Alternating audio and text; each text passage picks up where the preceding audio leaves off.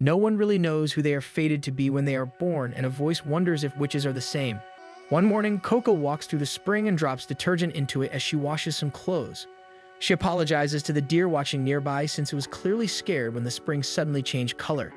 She assures the deer that the spring will go back to normal, and soon a bright light appears in the area and the water becomes crystal clear. Coco smiles at the spring, admitting to herself that she loves watching magic. As she walks back home, she thinks about how wonderful magic is. Only witches can cast spells, while ordinary people like her can only be blessed by it. She wonders what it would be like to be a witch. In an attempt to satisfy her urge to cast a spell, she tries reciting words to transform the sheets into something that can fly. However, it is only the wind that nearly blows them away. She chases after the sheets, and when she gets hold of one, she suddenly spots a flying Pegasus carriage in the sky. The carriage lands nearby, and she decides to go down to get a better look because she has never seen one. She puts her book down as she calls out for her mother, excitedly yelling about the Pegasus carriage. She immediately opens the door, accidentally hitting Kefri, a witch. She quickly apologizes for hurting him, but Kefri insists that the fault lies with him. Her attention then shifts to several women looking at her mother's clothes. The travelers came by Pegasus carriage, so Coco becomes excited that they came to visit their shop. Because her mother is busy entertaining the other women, Coco offers to help Kefri cut a piece of the cloth he's hoping to buy. Before she does so, Coco asks her mother if she can look at the Pegasus carriage after work. Her mother is hesitant, but then Coco promises not to mention wanting to become a witch if she's given permission. Her mother sighs but allows her to go as she finishes early. Determined to get the job done fast and properly, she asks Kefri for the measurements and he hands her a paper with the instructions. She goes over to the fabrics and picks a roll. She carefully checks the measurements and starts drawing the guideline for the cut. She then swiftly cuts the cloth and notices Kefri studying how she works. Kefri takes the cloth and comments on how good her concentration and the steadiness of her hands are. He studies how clean her cut is and calls her work magic. Coco becomes flustered and tries to convince him that magic is more mysterious and impressive than what she can do. She begins talking passionately about how amazing magic is until she ends up flustered. Kefri is amused by how much she likes magic, so he asks why. Coco ends up admitting that she once attended a festival held in the castle where she met a witch named Egwene who was wearing a mask. Egwene had convinced her to buy a magical picture book. At that time, Coco didn't know what magic really was, so Egwene used magic to make images appear before her and even light up the flooring to impress her. Coco was immediately enchanted and decided to buy the book, so Egwene sold it to her and included a wand. When she showed it to her mother was disappointed. However, Coco was still talking excitedly about the discovery. Coco even told her mother that she wanted to become a witch, but her mother told her that in order to be a witch, she needed to be born with magic, which Coco wasn't. Not wanting to give up her dream, she showed her mother that she could make the ground light up where she stepped. So her mother told her that if she could keep making the ground light up all the way home, then she could probably become a witch. However, after walking a certain distance, the ground was no longer lighting up, which disappointed Coco. Coco cries as she tells the story to Kefri, who finds something suspicious about it. He tries to get more information from her, but a sudden sound causes Coco to check what is happening outside. The Pegasus seem to be panicking over something, and on the ground, the floorboard of the carriage has become detached. Coco approaches the two boys nearby, and it looks like they were the cause of the damage. Coco's mother helps them apologize to the three ladies who used the carriage, but now they have a problem since they need the carriage to reach home. Kefri studies the damage carefully and tells them that it looks like he can fix it. Noticing that people don't seem convinced, he pulls out a pointed hat and introduces himself as a witch. People begin looking relieved that someone like a witch is willing to help them. Coco immediately offers her family's workshop because she really wants to see a witch cast a spell in real life. However, instead of being able to watch, she finds herself outside the workshop. Kefri had instructed her to stay outside and make sure no one enters. She feels a little let down that she won't be able to see anything. She has always been curious about how spells are cast. She then spots the boys from earlier trying to sneak around the workshop. She notices them climbing onto the roof, and to their surprise, she climbs up as well, fully intending to get a glimpse of the magic. She pries open the hatch in the window, only to see that another set of blinds is blocking the view. The boys become disappointed and decide to give up, so they leave Coco alone on the roof. She is about to give up as well, but a strong gust of wind suddenly causes some of the sheets to fall on her. She takes a moment to gather them and bring them back, then heads down to retrieve her book. There is a small window nearby that should allow her to see inside the workshop, and she debates with herself about whether she should try peeking again. She decides it shouldn't hurt and carefully takes a peek. Inside, she sees Kefri using a pen and drawing symbols on the floorboard he is repairing. She starts to understand that you don't need a wand to cast a spell, but that magic requires drawing. He soon finishes the spell and calls out to Coco, who quickly rushes back down to her post so she won't get caught. It doesn't take long for the floorboard to be reattached to the carriage, allowing the ladies to begin their journey home. Coco and her mother also see Kifri off. Her mother admits that she is relieved that Coco did not ask to go on a journey with Kifri. She confesses that she wouldn't know how to feel since she has already lost her husband to illness. Coco insists that she will never leave her mother alone, and the two share a warm embrace at that promise. They return home and begin their dinner preparations. Though the meal is not much, they both enjoy it together, and soon they prepare to head off to bed in their separate rooms. Coco's mother is about to tell her something, but after a brief pause, she decides not to say it. They bid each other goodnight, and when Coco enters her room, she continues thinking about her mother's words. She takes out the book and the wand. She starts to pull the bottom part of the wand and notices that a pen tip is hidden inside. After seeing Kifri use magic earlier, she had a feeling that the wand was actually a pen. She studies the pages carefully and notices pentagrams drawn on them. She tears out one page, then studies the wand again. She notices there is liquid inside the crystal and tries to detach it, discovering that it is filled with ink. She dips the pen tip into the ink and begins drawing on the page, hoping she can cast a spell. Her lines are shaky at first, but she keeps drawing. After a while, she becomes more confident with her strokes, so she tries imitating one of the images shown in the book. She feels like she isn't doing a good enough job, so she moves her source of light closer to see the drawing more clearly. She manages to copy one of the images poorly and holds her breath, hoping something will happen, but nothing does. Her hopes that she could perform magic begin to crumble. She doesn't realize that the reason nothing happened is that she did not complete the circle. So when her pen accidentally blots some ink onto the page, closing the circle, something finally happens. Her pentagram lifts off the page and begins to create small fireworks in front of her. Her amazement quickly turns into excitement, and she begins dancing around the room in celebration. However, her excitement soon turns into worry when she realizes that Kifri might get angry if he finds out that she was watching him earlier. She decides that it should still be safe to try one more drawing and begins scribbling. Meanwhile, in the nearby forest, Kifri lies awake, still bothered by Coco's story. He feels that there is something more of the magical picture book that Coco had purchased. Then suddenly, he sits up as he realizes something is wrong. Back with Coco, she has just figured out how to draw fire. She hurriedly puts it out with her pillow. She then looks at the other pentagrams she made, feeling confident that she is getting better at drawing and understanding them. She realizes that if she makes bigger circles, the spell becomes stronger, and that the spell will last longer if she manages to draw neatly. She knows that drawing big and clean shapes is hard to do. She then gets an idea and lays her book on the table, placing a clear page in front of one of the images. She begins tracing the pentagram and notices that her drawing becomes more accurate. She doesn't notice something in the dark closing in on her. Before the spell can activate, Kifri suddenly grabs her and darts out of the house using his own magic. When they reach a safe distance in the sky, he demands to know what kind of spell she just drew. Coco shakily admits that she simply traced a pattern from the book. They then hear Coco's mother calling for her. When they look down, Coco desperately tries to call out to her to run as her spell is growing too big. The spell catches her mother, encasing her body in a crystal-like stone. The spell continues to grow beneath them, and Coco desperately tries to break free from Kifri's grasp, despite his protests and warnings that she has just used an evil spell. She manages to break free, but before she can hit the ground, Kifri quickly catches her and pulls her away from the spreading crystals. He darts back into the air, keeping them at a safe distance, and Coco begins apologizing, admitting that she didn't know it would come to this. Kifri explains that all witches need to cast spells are special ink and knowledge of casting seals in order to perform magic. It is a secret among witches so that nothing dangerous will happen to ordinary people. But now that she knows the truth, he says that he will need to erase her memories. Coco immediately begs him not to erase her memories because she believes she is the only one who can save her mother. She tries to reason with him, explaining that even if she does not fully understand the spell, she memorized how everything looked in the picture book. Kifri pauses, realizing that Coco might be an important factor in finding the people who are secretly selling the picture books. He's been hunting them for years and has never been able to locate them. But since Coco knows the contents of the book, she might be able to help him. He then asks Coco to confirm whether she remembers the casting seal and the page she copied. Coco recalls that there were several copies of the picture book and believes that she can save her mother if they manage to find the same book. With tears in her eyes, she begs him not to erase her memories. Kifri looks at her seriously and asks if she is capable of keeping a secret and if she is willing to learn magic. Since she is now aware of the witch's secret, she must become a witch and properly learn magic. Otherwise, he will be forced to erase her memories.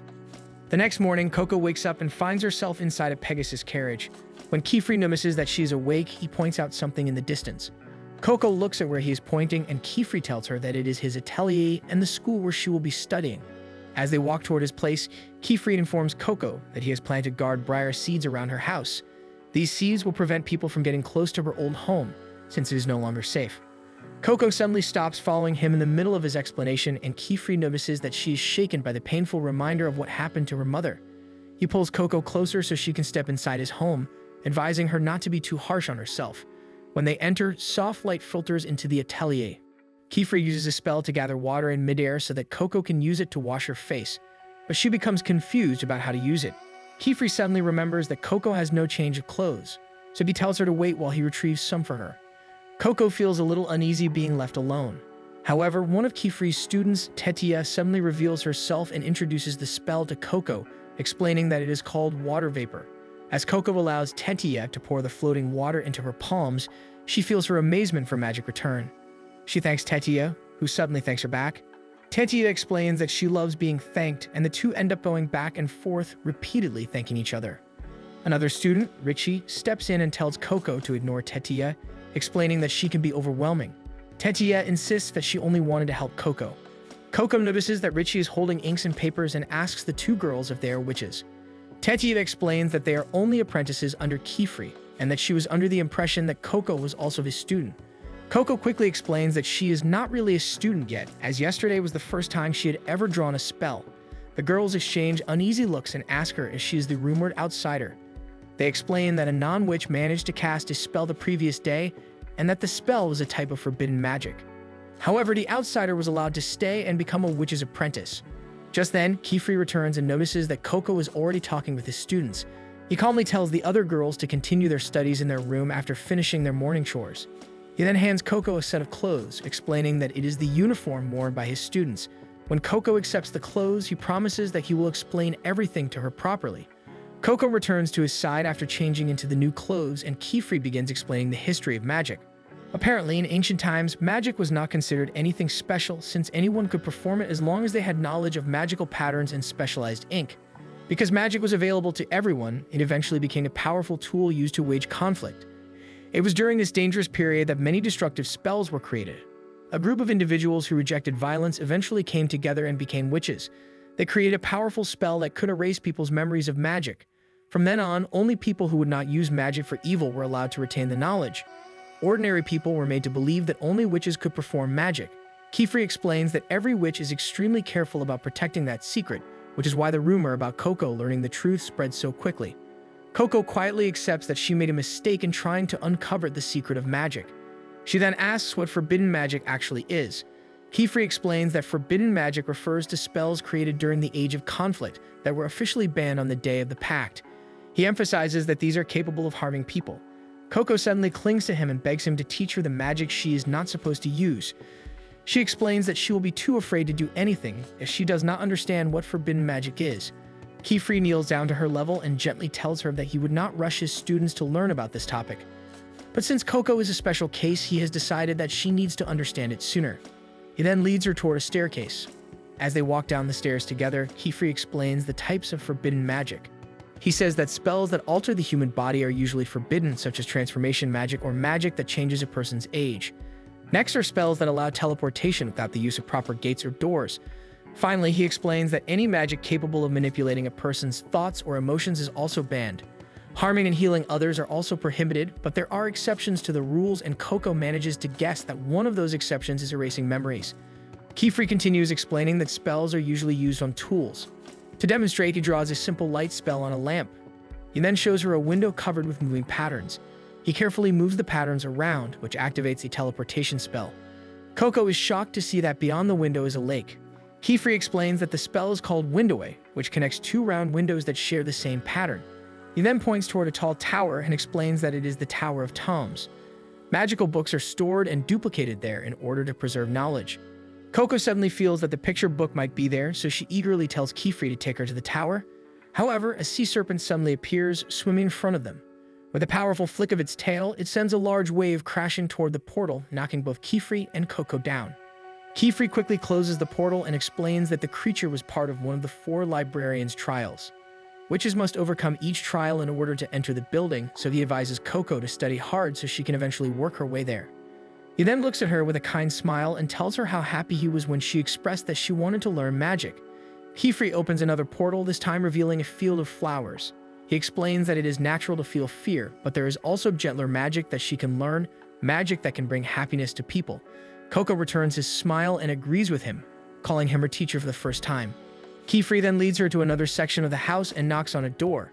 When no one answers, he tells her that Agate is probably not around and explains that Agate will be her roommate. He opens the door, revealing a workshop with separate bedrooms. He tells her that her bedroom is downstairs and that she should rest for now. After leaving the room, he takes out a pocket watch and uses it to contact someone. He thanks the person on the other end for allowing Coco to study under him, while also revealing that he still has no new information about the picture book. Back in the room, Coco is amazed at all the books.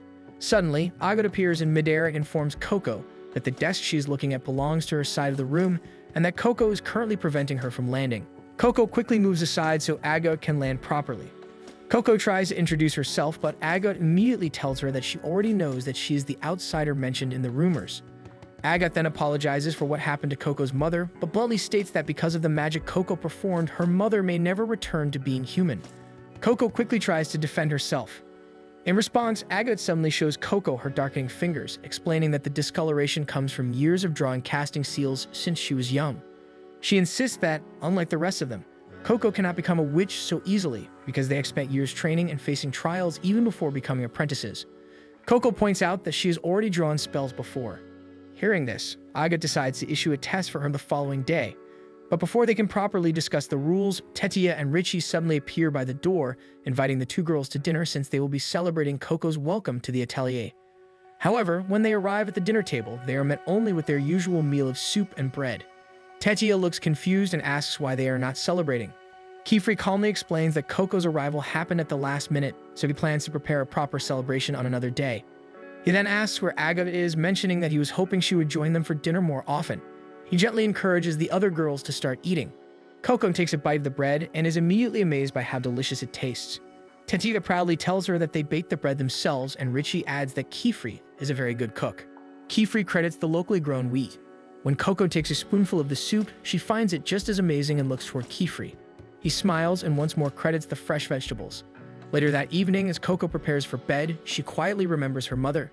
The next morning, she sits at her desk, wondering what kind of test she will need to complete. She begins searching through a book, hoping to find answers. Kefri soon finds her reading and gently tells her that it is often better for Coco to learn through experience rather than relying only on reading. He then shows her several tools, explaining that they now belong to her so that she can begin performing magic. She looks at the drawing tools in amazement, but when she picks up the pen, she suddenly feels fear. However, that fear also serves as a source of motivation, pushing her to study as hard as she can. With determination, she faces her lessons for the day.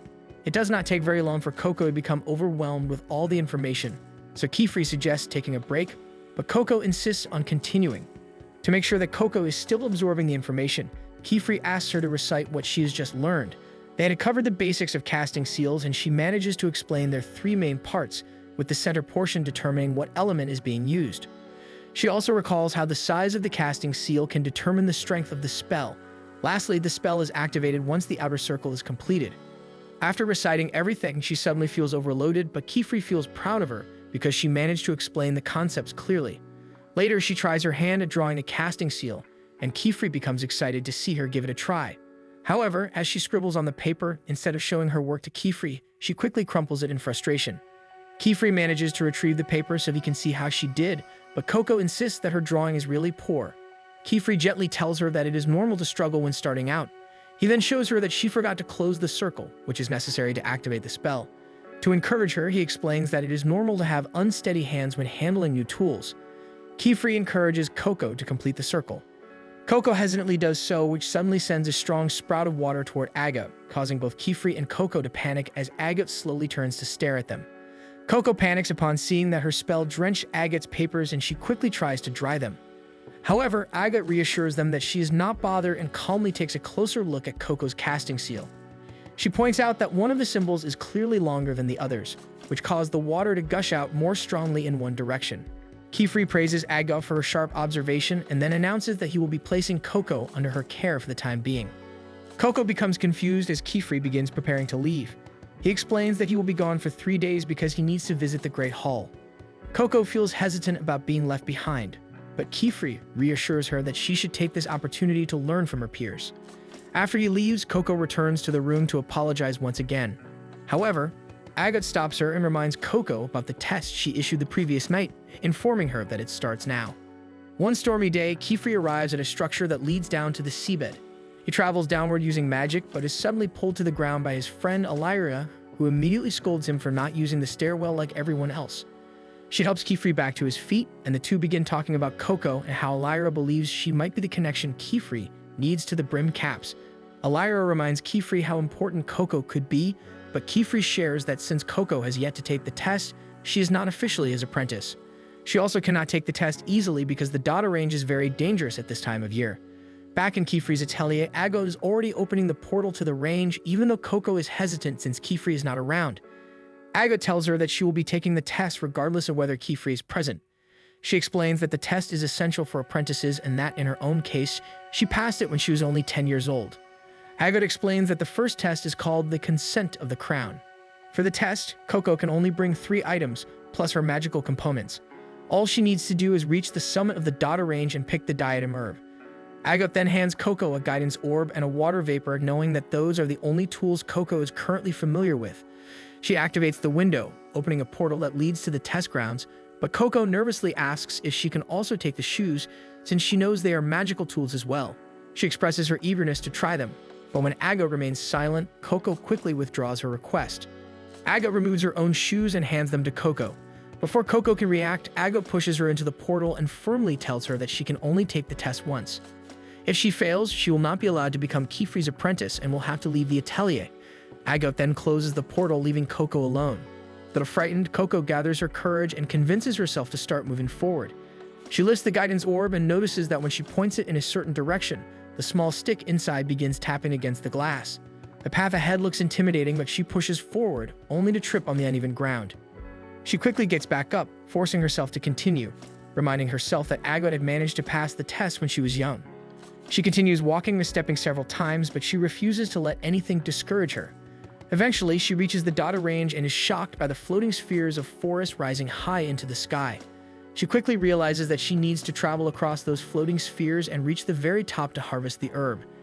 She sits down for a moment to think of a solution, but seeing a bird flying in the distance suddenly reminds her of Agot's shoes. She tries to activate them, but nothing happens, and a sudden gust of wind knocks her down. She carefully studies the casting seal on the shoes, noticing that the circle is split into 2. She remembers that to activate a spell, the circle must be complete. So she stands up and carefully tries to align the 2 halves of the circle. The spell activates and she is suddenly pushed into the air. However, she quickly loses her balance and falls back to the ground. She looks up at the bird again and realizes that despite falling, she actually managed to fly for a moment. She stands once more, feeling more confident that she can do it, but when she tries again, she moves forward briefly before falling back to the ground. She remembers Kefri telling her that she simply needs time to get used to doing magic, so she decides to practice slowly, lifting herself only slightly off the ground. Meanwhile, at the Great Hall, Kefri is busy completing paperwork while Lyra watches nearby. Lyra reminds him that he should consider moving closer to the Great Hall so he will not have to travel such long distances for simple requests. After all, the Great Hall contains everything a witch could possibly need. Kefri calmly responds that that is precisely why he only travels there when necessary. Lyra quickly realizes that Kefri truly dislikes the Great Hall, so she changes the subject and tells him to take good care of his apprentices, reminding him that children can get into all sorts of trouble when left unsupervised. Back at the data range, Coco begins to feel that her balance is improving as she slowly flies higher. She attempts to land on one of the floating spheres but misses her mark and begins losing control. Desperate not to fall back to the ground, she manages to grab onto a hanging vine from the next floating sphere and clings to it tightly. As she hangs there, she suddenly notices a strange long white creature also dangling from the vines nearby. The creature slowly slides toward her, and she panics when its tail suddenly hits her face, causing her to lose her grip on the vine. She desperately tries to float again, but instead falls into the lake below. Upon taking a closer look, she realizes that the strange creature is actually a brush buddy. The 2 of them climb out of the lake and begin drying themselves off. As Coco wipes the mud from the shoes, she suddenly notices that the casting seal on them has partially washed away. She panics and considers redrawing the circle. However, when she checks her tools, she realizes that her ink has completely spilled. As the sun begins to set, she realizes that she is running out of time. She worries that she might have to give up on becoming Kefri's apprentice. Back at the atelier, Tetia asks Agot about Coco, since she has not seen her all day. Agot casually mentions that Coco went to take the apprentice test, which immediately causes Tetia to panic since Coco barely knows any magic. Agot calmly explains that all of them took the test shortly after arriving at the atelier. She then adds that she personally believes Coco does not deserve to be an apprentice and that she still sees Coco as an outsider who will not benefit their group. Agot tells Tetia not to worry because Coco will return soon after failing. She explains that the data range is at its most dangerous this year, and since Coco does not fully understand the rules of the test or have strong magical skills, her failure is almost guaranteed. At the dinner table, Tetia feels worried and saddened by the situation. When Richie shows little concern for Coco, Tetia feels even worse. Richie calmly reasons that there is nothing they can do except wait for Kefri. Back at the data range, Coco tries to reach the lowest floating sphere without using magic. She had attempted to redraw the casting seal earlier, but the ink only smudged and spread because the material was still damp. She briefly considers drawing the seal directly on her own skin, but quickly stops herself when she remembers that doing so would count as forbidden magic. Exhausted, she wonders what else she can do. Slowly, doubt begins to creep into her thoughts. She starts believing that Agot may have been right about her, and that there is much more to magic than simply drawing spells. She begins to fear that she may not be special enough to become a witch after all. Unlike Kefri's other students, they have been learning magic since they were very young. Suddenly, a memory surfaces in her mind. She remembers the first time her mother allowed her to draw guiding lines for cutting fabric. Her mother had made her practice every single day, patiently guiding her until Coco became confident enough to work on her own. She then remembers how Kefri once described her cutting skills as something close to magic. If Kefri believes she could do magic, then she must have what it takes. A new idea suddenly forms in her mind. She begins searching the forest for something she can use to draw with. She returns to the boat and moves toward the center of the lake, preparing her tools. She notices that her cloak is dried enough to draw on, so she decides to use it as her canvas. As she begins drawing, she remembers what her mother taught her about working with fabric and what Kefri said about learning to use new tools. That is why she chooses cloth, because it is a material she already understands. She also uses a sharp rock to press against the fabric, helping to steady her lines. As she works, she begins to feel calm and focused because this is something familiar to her. By the time morning arrives, she has finally completed her casting seal. She carefully fastens the cloth to the boat, turning it into a makeshift sail. She looks at her work and knows that it is far from perfect, but that imperfection was intentional. She deliberately made one line longer than the others, knowing that doing so would strengthen the output on one side. For some reason, the brush buddy appears excited and begins moving around her. She closes the circle, activating the spell. Suddenly, the wind around her becomes wild and unstable, and she finds herself struggling to control the magic while trying to keep the boat from breaking apart. She tightly grips the sail as it suddenly detaches from the boat, launching her high into the air. Despite struggling at first, she slowly manages to steady herself and maintain her balance while flying. When she finally realizes that she is flying properly, she feels a burst of joy and pride, realizing that she has successfully created her own spell. She glances down at the world below and is reminded of her home. She never imagined that her experience with drawing on fabric would one day lead her to learning magic. A strong sense of determination fills her heart. She realizes that the herb she needs is located much higher, so she points her sail upward and begins flying toward the sky. Soon she spots a floating sphere with a diadem herb growing on top. She quickly dives toward it, attempting to grab the plant, but she overshoots the sphere. She tries again, but misses once more since she is still flying too high to properly reach the herb. She attempts the maneuver several more times, repeatedly failing to harvest the plant. Her growing frustration causes her to lose focus and she nearly crashes into a nearby sphere. She quickly steadies herself, determined not to give up. As she approaches the sphere again, she reminds herself why she started learning magic in the first place. She is doing this to save her mother. This time, she attempts something much riskier. She flips her body upside down while flying, stretching her arm downward toward the plant. Kefri returns to the atelier and is horrified to learn that Coco is currently taking the test. Without hesitation, he decides to rescue her immediately, even if it means she will fail the exam. Agot watches as Kefri rushes to open the portal. However, the moment the portal opens, everyone freezes in shock. Coco is already walking toward them, with the diadem herb firmly in hand. Tetia is the first to rush forward and hug her in relief. Coco then walks toward Agot and proudly shows that she successfully harvested the herb. Agot quietly turns away without saying a word. Instead of celebrating, Kefri's tone becomes serious as he sternly addresses the danger of taking the test without proper knowledge of the fundamentals. Coco immediately apologizes. After a moment, Kefri's expression softens. He tells Coco that there was never a need for her to prove herself because he had already accepted her as his apprentice. He then hands her a bag. When Coco opens it, her eyes widen with joy as she realizes what is inside. Carefully and respectfully, she begins putting on the witch's robe. Kefri explains the importance of the attire, especially the hat, which serves as proof that she is now an official witch apprentice. A deep sense of happiness fills Coco's heart because becoming a witch has always been her dream. They decide to head back upstairs. Since Coco is exhausted and hungry, Tatia quickly suggests that they eat breakfast first. The girls happily head up the stairs together. None of them realizes that, in the Dada range, a member of the Brim Caps was there. One day during his class, Kefri explains that despite the different kinds of magic, there are 4 sigils that are important and constantly used by witches. The sigil of water is the source of all life. The sigil of earth enables transformation and movement. The sigil of levitation allows one to travel distances on the wind. And the sigil of fire has been humanity's sword and shield since the beginning of time. The 4 sigils are called the primary tetrad, which Coco will be practicing. She practices diligently together with Tetia, who seems to finish her training earlier than Coco. While working on her casting seals, Coco accidentally sets one on fire and Tetia helps put it out with water vapor. Coco thanks her and explains that she was practicing the Pyreball spell to help with levitation training. Kefri walks over to help dry Coco, reminding her to be careful when using fire-based spells since they are often formless and can cause injuries. Tetia wonders why Coco needs to practice levitation, since she seemed proficient with it at the Dada range. Coco explains that she was hoping to fix the shoes she borrowed from Agot because she ruined them during the test. For the most part, the shoes are already fixed. She only needs to redraw the casting seal, which she keeps messing up since her lines are never straight. Kefri picks up the pen and wonders if that's the problem, so he suggests they go to the magic stationer so Coco can pick one for herself, which excites Tetia. Kefri explains that it's a shop that sells magical goods, and the idea of going to an actual magical shop excites Coco. Kefri and his students fly toward the town with the magic stationer's shop. The town is called Khan, a small island by the sandbar, and it is the closest witches' town near the atelier. When they land, Coco is amazed to see so many witches in one area. Kefri tells his students that the small island helps protect the town from the monster that live in the marshwoods. Kefri gets so into his explanation that he doesn't notice Coco isn't even paying attention to him. Agot tells the group that she will wander around by herself since she wants to do something, which Kefri allows as long as she heads to the magic stationer's shop afterward to meet up.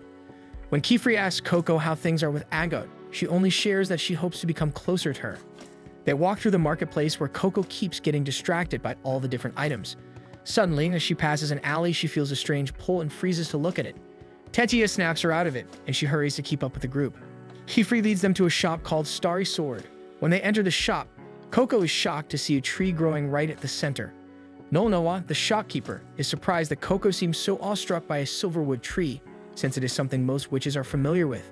Kefri steps forward and asks Nonoa to be more understanding, explaining that Coco is a new apprentice. Nonoa then realizes that Coco is the rumored outsider apprentice and laughs at his mistake for not considering who she might be. Tetia hugs Coco from behind and introduces Nonoa as the owner of the shop. Nonoa proudly says that all the magical components in the shop were crafted by him and his grandson Tarta. He even boasts that he can extract conjuring ink at whatever concentration people want. When it becomes clear that Coco doesn't understand what he is saying, Nonoa asks her to follow him. As she travels up the stairs, the sound of carving becomes clearer until she sees a boy, Tarta, crafting a pen on one of the upper floors. When they reach the very top, Nonoa cuts a branch from the silverwood tree and submerges part of it in a flask. The water suddenly turns black, and Kefri explains that it is called woodcrore. Nonoa tells her that the black branches are dead parts of the tree, and that the substance is poisonous to both the tree and humans. However, when dissolved in water, filtered, and extracted, it becomes conjuring ink, the source of magic. Kefri explains that regular ink is made from soot, but conjuring ink is made from crore, or the blood of the tree. Silverwood trees are very important to witches since they are the only source of conjuring ink. Nonoa tells Coco the old story of how a silverwood tree fell in love with a witch. As a gift, it offered its blood for ink and its branches for wands. Coco reacts to the word wand, which makes Nonoa chuckle as he guesses that she came to the shop looking for one. Coco confirms his guess, so he pours some ink into a container and tells her to try some of the wands available in the shop. When he hands her the ink, he expresses his confidence that the shop contains the perfect wand for her. When they head back to the main shop to try the wands, Coco suddenly sees Iguine by the window. She bursts out of the shop to confront him, but he is already darting away. She runs after him, causing Tetia and Richie to worry that she might get lost, so they decide to follow her. Coco ends up running past Agot, who is shocked to see her. Tetia and Richie stop where Agot is and pull her along to follow Coco. Coco does her best to keep Iguine in sight as he weaves through the streets and alleys to shake her off. She continues chasing him. while close behind her are the other girls and the brush buddy, who is eventually unable to follow due to a thick fog suddenly covering the alleys they entered. The fog eventually clears and the brush buddy moves forward, only to realize it has lost sight of Coco and the others. Meanwhile, Agot finally catches up to Coco and demands to know why she suddenly took off. Coco explains that she is following the person who gave her the forbidden magic book, but when she turns to look for him, he is nowhere to be seen. Tetia suggests they head back, but then Richie notices that the scenery is strange and that they might not be in town anymore. Agot studies the area as well, noting that the walls and road are made of a different kind of stone not used in Khan. Tetia doesn't believe it, since they didn't pass through a windowway or use teleportation. She decides to fly up to see where they are, but Agot begins to suspect that teleportation may actually be the case. The girls suddenly realize that they might have been brought there through forbidden magic. Tetia returns in a panic and tells them they need to leave immediately because they are no longer in Khan. As Tetia tries to lead them away, she explains that something saw her. Igumim watches them as a dragon appears before the girls. He wickedly welcomes Coco to the world of magic and describes her as their hope. Back in Starry Sword, Kefri notices that the girls are missing and asks Nolnoa if he knows where they went. Nolnoa guesses that they went for a walk because they got bored, which somehow hurts Kefri, as he thinks it's impossible to get bored in the shop. Kefri also mentions that his apprentices are not the type to wander off without thanking Nolnoa first, leading him to believe something else is going on. Tarta tells them that the girls ran out of the shop when a strangely dressed witch appeared by the window. He mentions that the witch was wearing a mask that looked like an eyeball, making Kefri realize that the girls are in danger. Back with Coco and the others, the dragon notices them and looks as if it is preparing to attack. The girls freeze in shock. Agot instructs them to maintain eye contact and back away very slowly. When she believes they are far enough, she will tell them to run, and they must do so with all their strength. Coco agrees with the plan, and the girls begin backing away as Agot instructs. Agot stays closest to the dragon, and once she decides they have enough distance, she tells them to run. The moment she does, the dragon lunges and begins chasing them. When it gets too close to them, Agot manages to fend it off by using a fire spell she drew in her palm choir. She tells the girls to run while the dragon is struggling to recover. As they run away from the creature, Coco praises Agot for the amazing spell, believing she managed to draw it quickly. Agot explains it's a combination of fire and wind sigils, and it was already drawn in advance in her palm choir. All she needed to do to activate the spell was to close the ring. Coco continues to praise her quick thinking, momentarily forgetting the danger they are in. The girls reach a dead end and consider taking another path, but they notice the dragon searching for them nearby. The reality that they might be goners suddenly hits Tetia. She agonizes over how she has left so little impact on the world as a witch and begins to regret certain choices, which makes Coco realize that Tetia regrets running after her. Agot stays by Tetia's side and tells her to calm down. She reassures Tetia that, as witch apprentices, they will be able to find a way back using their magic. Agot tells them they can use a wall breaker spell to clear an escape route, but she needs time to draw it since it needs to be large. She instructs Tetia and Richie to distract the dragon long enough for her to make the casting seal. Coco hangs back, remembering how Tetia had looked at her earlier. She understood right away that Tetia blamed her for the situation. She feels alone again, but she doesn't blame Tetia because she believes Tetia is right. Tetia draws a wind spell, which she fixes into her witch's garb that she sheds off. It flies into the air, and she hopes the dragon will go after it, believing it is one of them. To their relief, the decoy works and Agot begins working while Coco is amazed that Tetia managed to distract the dragon. While watching the dragon, Coco notices something by the wall near it, and as she focuses on it, she recognizes it as a casting seal. She tries to get Agot's attention by touching her, but this causes Agot to mess up one of the lines. Agot is furious and immediately scolds Coco for ruining possibly their only way out. Coco tries to apologize, mentioning she never meant to do anything bad, but Agot snaps at her, saying Coco never means anything bad, and it doesn't change the fact that many things are her fault, such as turning her mother into stone or getting them all into trouble. She tells Coco she is better off not doing anything. Tetia feels the tension grow and tries to refocus Agot on thinking of another way out.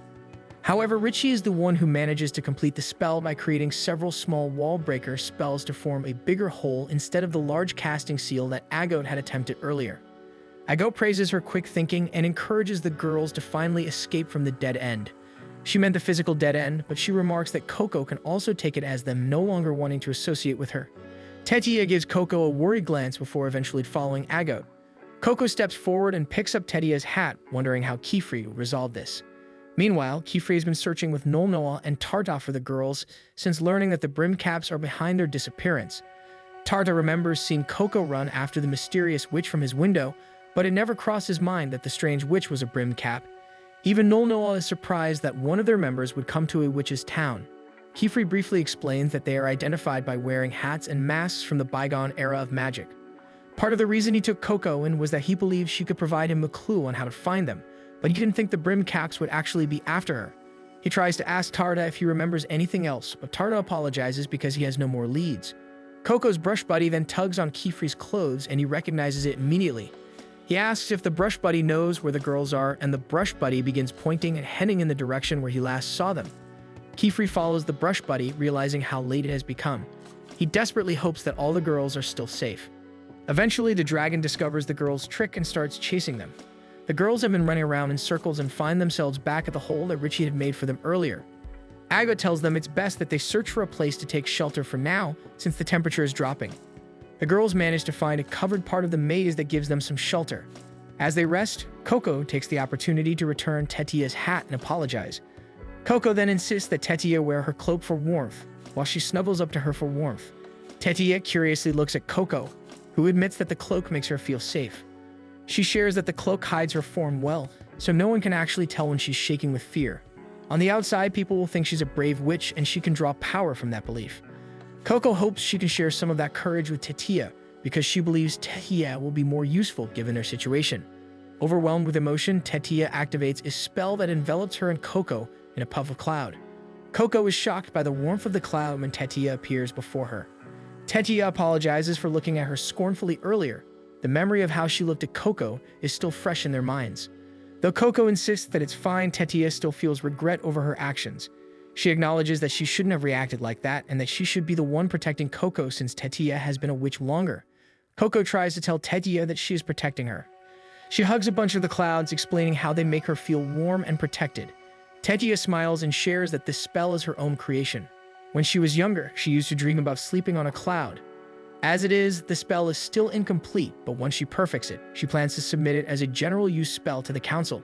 She places Coco's cloak back on Coco, insisting that she should wear it, and encourages Coco that they should all return home together and become full-fledged witches. The soft moment is then interrupted by both Agot and Richie, since they actually heard the entire conversation and wanted a bit of the warmth from the cloud. Agot points out the spell's problems before getting the girls back on track about their situation. Agot believes the entire area is influenced by a spell, which is why it always seems like they aren't making progress in their escape. She mentions that even forbidden magic still needs casting seals to activate, so they need to find the area's casting seal to escape. Coco finally raises her hand and admits that she thinks she saw the casting seal earlier. She directs the girls to where it is visible, and all the girls confirm that it looks like the casting seal. They also notice that the dragon appears to have grown, so there might be an area effect causing it to grow.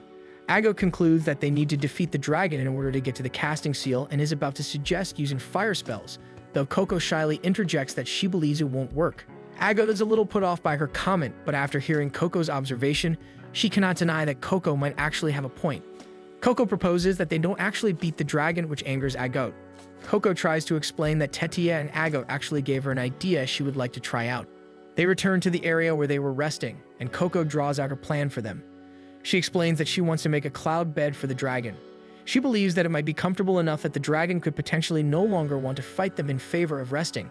Agot is about to protest, but Richie thinks it's a great idea since she believes in the power of a comfortable bed.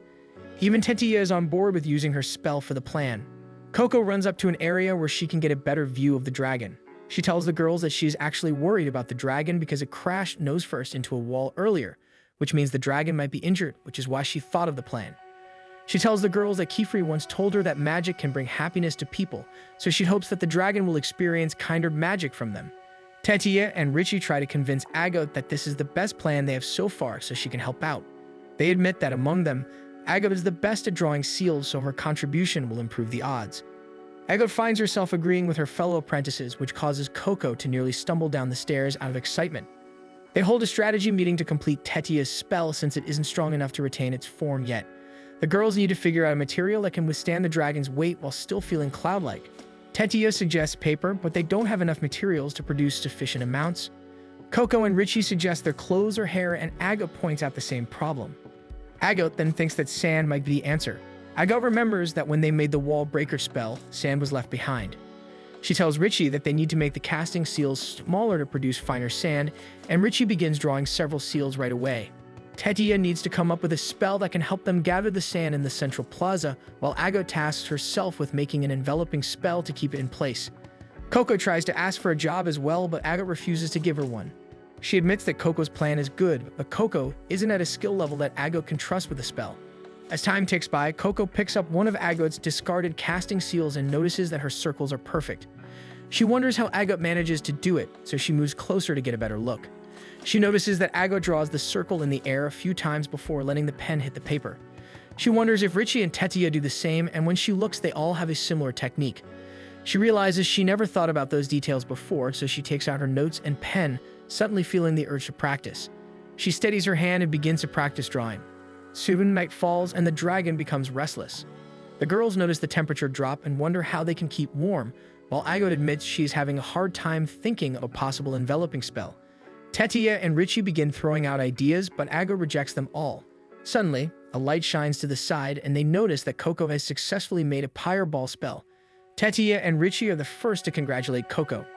Unlike her previous attempts, her spell is finally stable. Coco shows them that she was just practicing while the girls were busy with their own spells. Agot tries to calm the girls, mentioning that anyone can do it with enough repetition, which makes her realize something. She tells the girls her plan, and by morning they are ready to execute it. They run across the roofs while the dragon does not notice them yet, since they need to get into position to draw their spells. Coco and Tetia travel to one end of the maze, while Agot and Richie take the other. Agot notices that the dragon has grown in size, so they really need to make their escape now, otherwise it will be too dangerous for them. Once arriving in their area, the girls begin drawing their casting circles on the ground. When Tetia finishes her preparation, Coco gives a signal to Richie, who signals back that they have also completed theirs. Agot tells Richie to signal them to close the circle at the same time. On the third wave of their hats, both casting circles are closed, activating the spell. They then move on to the other stations where Tetia and Richie are able to close several other circles due to their sylph shoes. The sand begins forming into fluffy clouds on the ground. Agot had managed to figure out a trick to retain the sand's form through the use of the repetition spell. This way, no matter how many times it gets displaced, it will always attempt to return to its original form, mimicking how a cloud acts.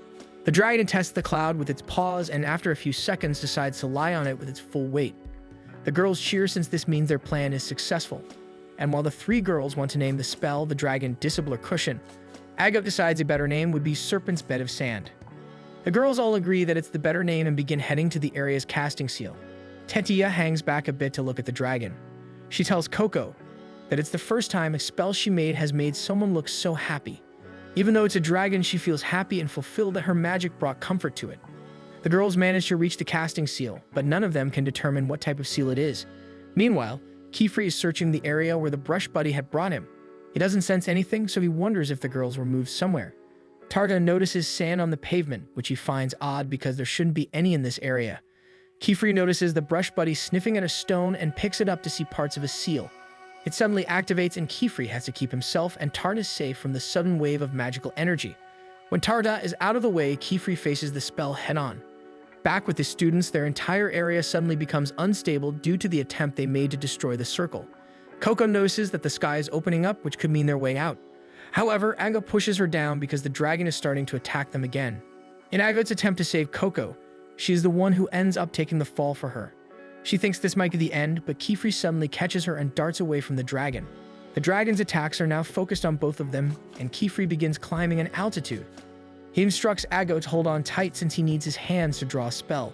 At a certain height, he closes a circle, which opens up the rest of the sky in the area where they were trapped. The clouds he cleared become water vapor, which he then forms into a dragon. Kiefer's water dragon is much bigger than the one that was attacking them, so it completely engulfs the smaller dragon and sends itself crashing to the ground in waves. The water completely submerges the maze and the dragon floats up unconscious. Since it is now safe, Tetia and Richie fly toward Kiefer, and all of them are relieved to be reunited, until Kiefer notices that Coco is missing. Coco has been captured by Egwene and is unconscious. Egwene is pleased to meet her again after many years. He admits that the maze and the dragon were a test to aid in her growth. Egwene decides that he will give her another present, magic that Kiefer cannot teach her, then sends Coco back to the maze. When Coco regains consciousness, she sees Kiefer and everyone looking at her. She struggles to sit up, but immediately looks for Agot, who is nearby. Coco feels relieved seeing that Agot and everyone are safe, then realizes they are no longer in the maze. Kiefer explains that he found her unconscious by the stairs and notices a faraway look in Coco's eyes, which makes him think the brimmed caps must have had contact with her, though she denies it. She then looks at everyone and notices how tattered their garbs are. She's overwhelmed with guilt over her actions and apologizes for endangering them. Kiefer suddenly gets up and tells Coco that Tetia told him what happened. Instead of scolding Coco, Kiefer praises her for her ideas, mentioning how important thinking is just as much as drawing and casting. He wants to nurture Coco's talent as much as possible. Coco, though tearful, finally smiles and the girls celebrate their win for the day. Nolno arrives, pleased to see everyone are safe, but Kiefer tells him to study the ink in the forbidden casting seal. He also tells Nolnoa not to tell the Knight Morales about the incident. Nolnoa is about to decline, but Kiefer fixes him with a frightening gaze that stuns Nolnoa into silence. When Nolnoa snaps out of his fear, he senses that something important is about to happen. One day in the atelier, Ago and Coco are busy studying in their room. As Ago prepares her spells, she keeps getting distracted by every noise Coco tends to make. Eventually, Ago heads out, and Coco wonders if she's being too loud for her. Ago goes to the clearing and tries to concentrate. She manages to draw the weak light spell with her eyes closed. At first, Ago isn't too pleased with the result, but it ends up attracting a bird. The spell eventually expires, causing the bird to fly away. Back in the atelier, Coco has moved on to practicing drawing spells. Her lines are still shaky, and she sighs because she was unable to choose a pen of her own when they went to Con. She can draw clean lines with pigment stones, but that doesn't work for drawing spells in her palm choir. She lies down to think about her situation again. She still can't perform many spells, but Kiefer had once praised her for her ideas. She quickly shakes the thought away, reminding herself that she cannot give up on magic and needs to keep practicing. She lets out a small shout to pump herself up to continue drawing, but she ends up feeling sleepy from all the reading she did earlier. However, instead of landing on the floor, she falls on a Kiefer, who warns her that she will catch a cold if she sleeps there. Coco quickly tries to explain that she had no intention of sleeping. She then admits that her progress feels slow and she doubts whether she can pass the trial of the Toms and find the picture book that the brimmed caps gave her. She catches herself spiraling and tries to say something more positive, telling Kiefer that she will do her best and that she truly loves magic. Kiefer stops her by placing a book on her head and asks her to follow him. He leads her to the kitchen and Coco becomes curious because it smells delicious. Kiefer takes a pot from the shelf and opens it, revealing a stew. He invites Coco to try a little. She takes a bite and is instantly overjoyed by how good it tastes. As she does a small happy dance, Kiefer casually mentions that he made the stew 2 years ago. He reassures her not to worry about it being spoiled because there is a spell on the lid that keeps rewinding time to when it was still fresh. However, he does need to redraw it occasionally to maintain its quality. He then places hard potatoes on the table and asks Coco if she can cook them, since she recently learned how to perform the Fireball spell. With careful precision, Coco draws the seal perfectly. However, when she places the potato over the flame, it does not float and simply drops back to the ground. Kiefer explains that since the potatoes are heavy, she needs to extend the levitation line. She tries again, but now the flame does not reach the potato. She adjusts the strength of the flame, but it becomes too strong and ends up burning both the potato and the paper. Kiefer does not discourage her and gently tells her to keep trying. Coco continues practicing, and after several failed attempts, she finally manages to draw a seal that successfully cooks the potato. The potato roasts inside the flame and Coco carefully removes it just in time. When Kiefer cuts it open to check, he comments that it is cooked perfectly. Coco feels proud of herself and Kiefer asks if she is still feeling sleepy. He then decides to tell her a story about how he mastered water magic. He admits that he was never a good swimmer and that he mainly wanted to avoid water because he disliked getting soaked. So he practiced constantly, learning how to control water so he wouldn't get soaked whenever it was his turn to wash the dishes. He explains that making magic part of everyday life is the best way to learn. He adds that cooking is a great way to practice since it results in something useful and enjoyable. Unable to resist the smell of the food, Tetia and Richie soon find their way into the kitchen. When they see Coco helping out, they offer to help as well. However, Kiefer apologizes and explains that for today, he would like Coco to handle the parts of the meal that require magic. Kiefer and his students begin preparing the meal together. Tetia and Richie take care of the smaller tasks, while Coco handles anything that requires fire spells. Soon she finishes preparing all the food and everyone agrees that it looks appetizing. Coco suddenly suggests that they eat outside and everyone seems to like the idea. As Kiefer heads off to prepare the rest of the picnic items, Agot returns. Coco invites her to join them. Agot declines, saying she would rather eat while she works. She also points out that having a picnic right now might not be a good idea. The three girls head to the door to check, and to their disappointment, it is raining outside. They begin to think that the picnic will not happen, especially since Kiefer dislikes getting soaked. However, Kifri suddenly appears behind them and tells them there is no reason to be sad. He steps forward, and the girls are amazed to see that the rain does not touch him or the space around him. He reminds them that they are witches and they can use magic. The girls brighten up and quickly follow Kifri, carrying their food and picnic items. They walk all the way to a bridge and decide to have their picnic underneath it. Everyone enjoys the food that Coco and Kifri prepared, including the brush buddy that have followed Coco home. They have such a good time that they lose track of time. When they finish eating, the clouds begin to part, revealing the sunlight. Something clicks in Coco, and she suddenly heads away from the bridge. She tells the others that she's going to get Aga because she wants to show her the beautiful scenery. However, when she reaches the atelier, she sees Olrubio, Kifri's friend, stepping out. Olrubio questions Coco's presence in the atelier. Kifri soon arrives, intending to warn Coco about the approaching storm, but he is surprised to see Olrubio there. Coco quickly hides behind Kifri's cloak and tells Olrubio that she is one of Kifri's apprentices. Olrubio looks annoyed that Kifri took in another apprentice without informing him. Kifri tries to explain that Coco's case is special due to her involvement with forbidden magic. At the mention of forbidden magic, Olrubio immediately grabs Coco and pulls her away from Kifri. He tells Kifri that he does not want to be involved with the brim caps and that he intends to hand Coco over to the Knights Morales. As they move further away, Kifri uses his magic to block Olrubio's path. He firmly tells him that he does not care if they are friends. He will not allow Coco to be taken away. Olrubio is surprised that Coco is important enough for Kifri to use magic against him, so he agrees to listen. Soon, even Tetia and Richie are back home, drying off and aware that there is a storm both inside and outside their home. In another room, Kifri finishes explaining the situation. Olrubio apologizes to Coco for his earlier actions and for calling her an outsider. Kifri properly introduces Coco to Olrubio as the atelier's watchful eye. He explains that small ateliers like theirs require another witch to oversee them and report to the Great Hall for a misconduct. Olrubio complains that Kifri always makes him keep secrets. Kifri reasoned that this time it was the best option. If he had erased Coco's memories, any leads to the brim caps and their forbidden magic would have been lost. Olrubio argues that investigating forbidden magic is not part of their responsibility and that they should leave it to the Knights Morales. Coco looks uneasy, so Kifri explains who the Knights Morales are.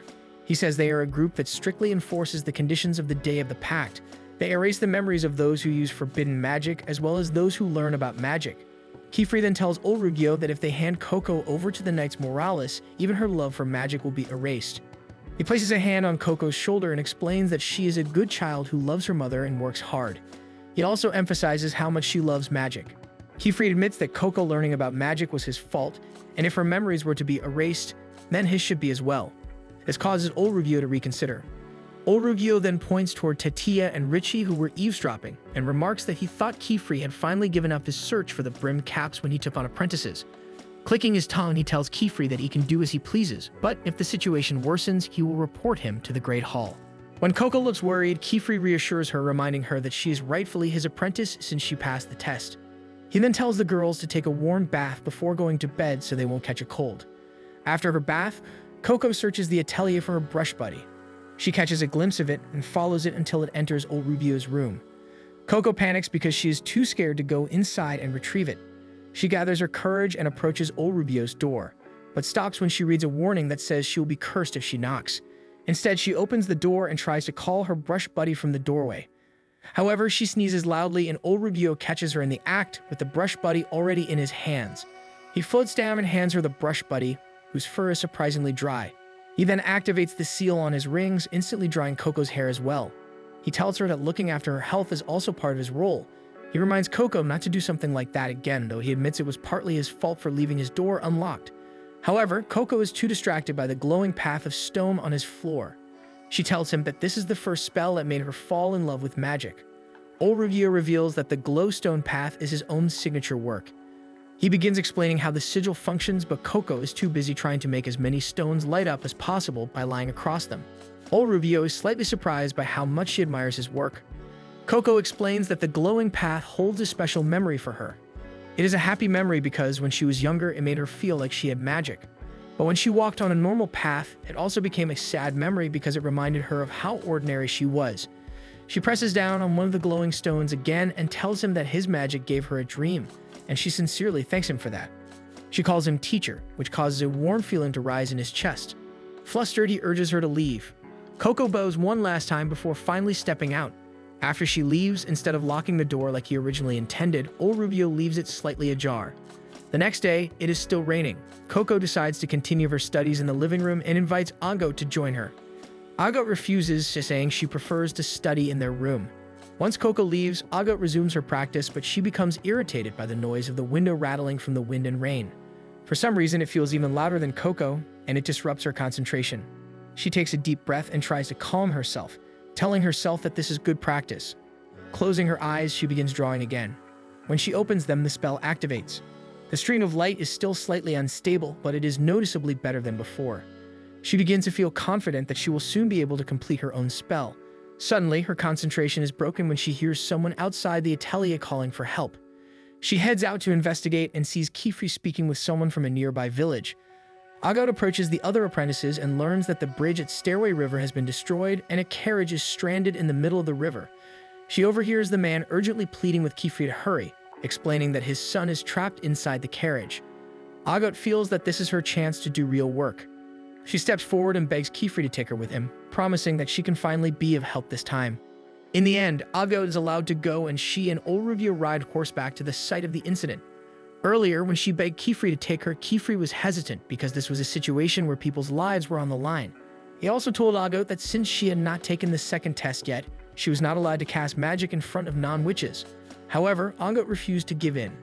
She insisted that Kifri should be more open to giving her opportunities to practice her magic because she had been practicing on her own for so long, yet he still had not given her the signal to take the exam even though she was ready for it. Dagda, the man at the door, urged Kifri to hurry, so old Rubio decided to go ahead with Dagda so he could create a window way for Kifri, giving him more time to prepare what they needed. He also offered to take Agot, who immediately got ready.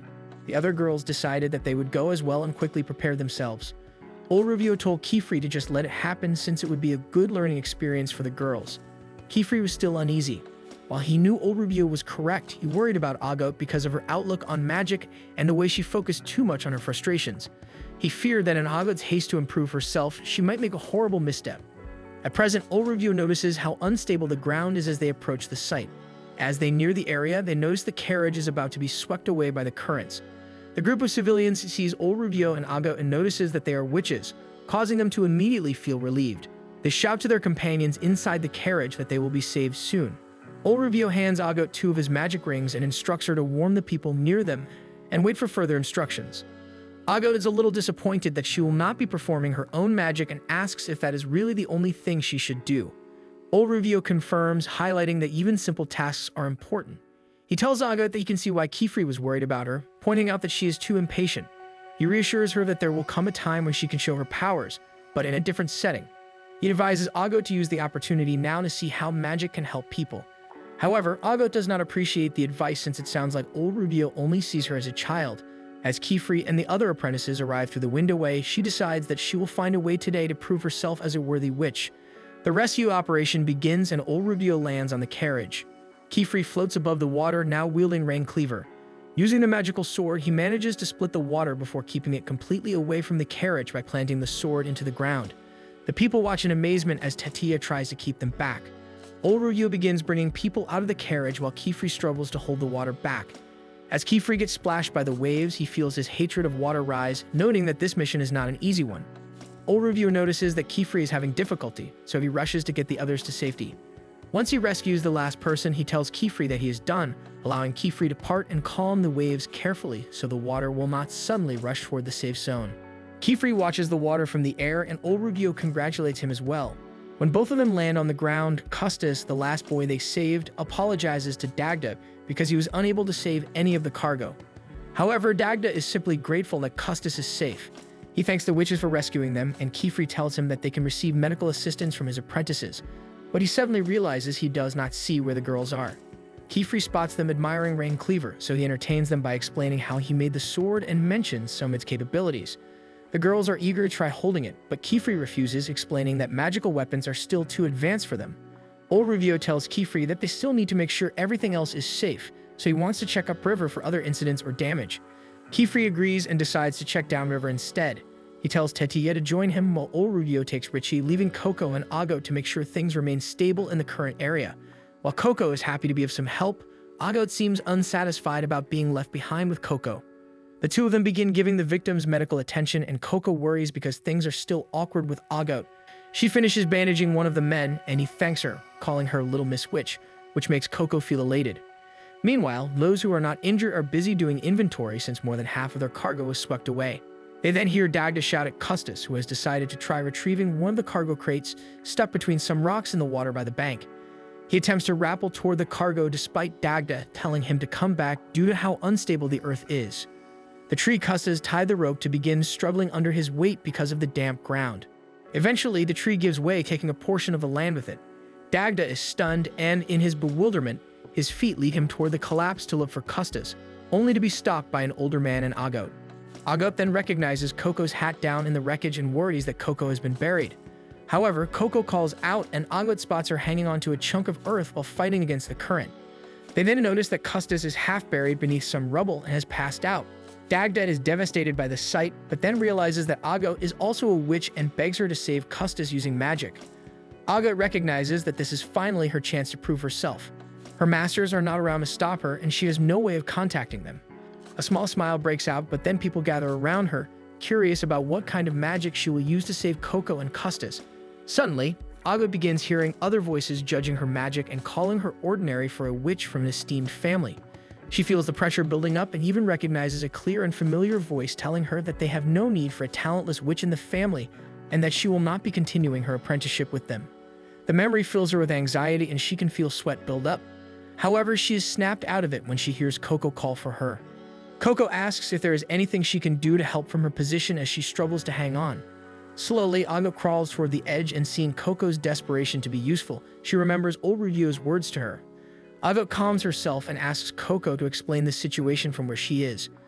Coco mentions that on her side of the bank, the current is much weaker, so she believes she will not get swept away. However, she cannot climb up the rocks because the mud keeps causing her to slip.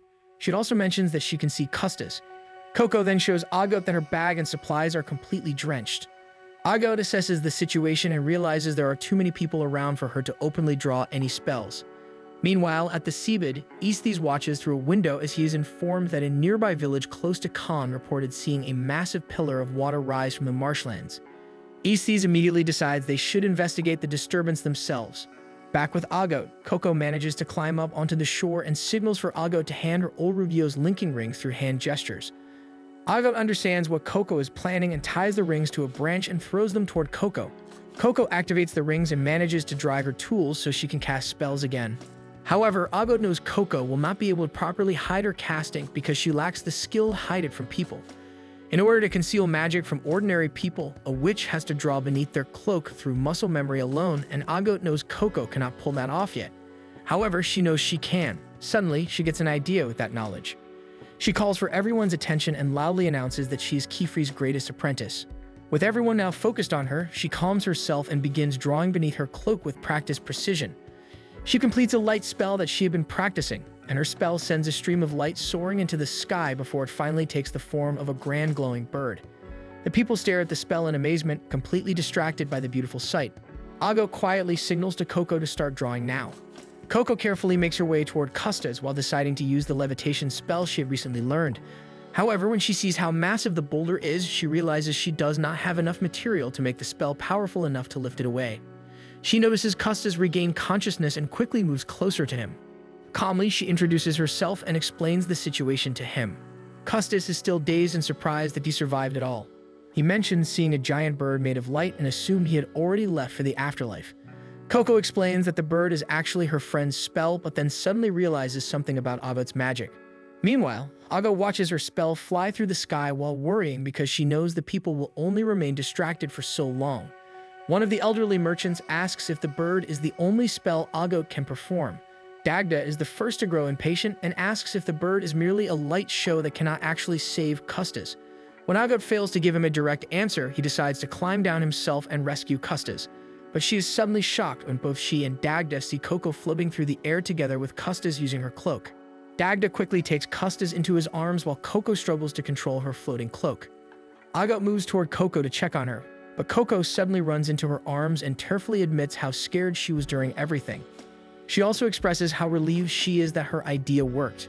Agot pulls Coco away but then notices Stan covering parts of Coco's cloak. Coco explains that she used the wall breaker spell she once saw them use before. Ago immediately understands how Coco managed to remove the boulder without hurting Custis. Coco credits Agot for giving her the idea in the first place because seeing Agot's spell reminded her that she could rely on her friend's magic too. Agot quickly denies trying to help her and attempts to explain that she only used the spell as a flare. However, she notices Coco's attention fixed on Custis and Dagda instead. Coco quietly says that she is just happy they managed to save someone. Seeing the scene before her gives Coco hope that someday she may also be able to save her mother. Suddenly, both girls are captured by penance and lifted high into the air. Ago immediately recognizes the silver cloth, the scarlet cloaks, and the winged caps belonging to the uniforms of the Knights Morales. Estes demands to know which of the girls cast the spell, warning them that he will show no mercy to anyone associated with the brim caps. Agot argues that they are not connected to the brim caps and insists that they did not use any forbidden magic. However, Estes directs their attention downward. The girls look below and realize that the entire area has been transformed into sand while parts of the river are beginning to vaporize. Coco is stunned and mutters that she never drew a spell capable of doing something like that, but her words only convince Estes even more that she is responsible. Having already decided her fate, Estes prepares to erase Coco's memories. Seeing Coco's fear, Estes tells her she doesn't have to worry about her memories being erased, since she can simply go back to being an ordinary outsider. Before the memory erasing spell can be completed, Richie comes swooping down and burns the penance, causing Coco and Agot to fall directly into Tetia's serpent's bed of sand. Tetia and Richie immediately begin scolding the members of the Knights Morales because they feel Coco and Agot were treated unfairly.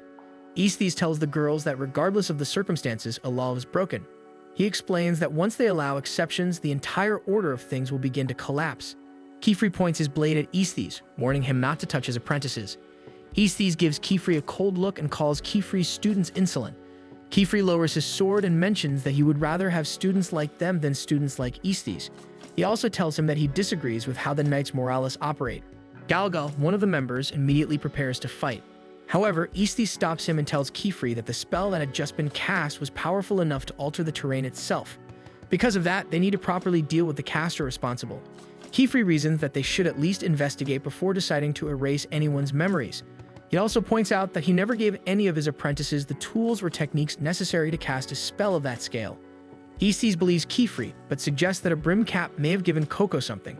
Suddenly, old Rubio calls them out, reminding them that before anything else, witches exist to help people. He points out that Kefri's apprentices are currently doing a better job at being witches because they are already helping the civilians. Realizing that old Rubio is right, they begin helping with the rescue efforts. Lulusi wraps her pendant around Custis, which Dagda assumes will heal his injuries. However, Lulusi explains that the spell will only stop the bleeding and that Custis still needs proper medical treatment.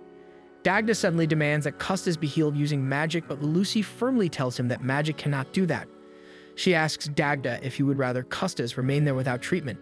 Seeing that Custis is safer with them, Dagda reluctantly allows Lulusi to take him away.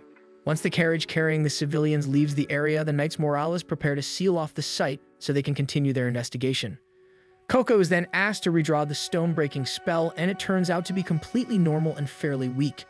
Old Rubio and Kefri both point out that Coco clearly lacks the skill needed to create a spell powerful enough to alter the environment.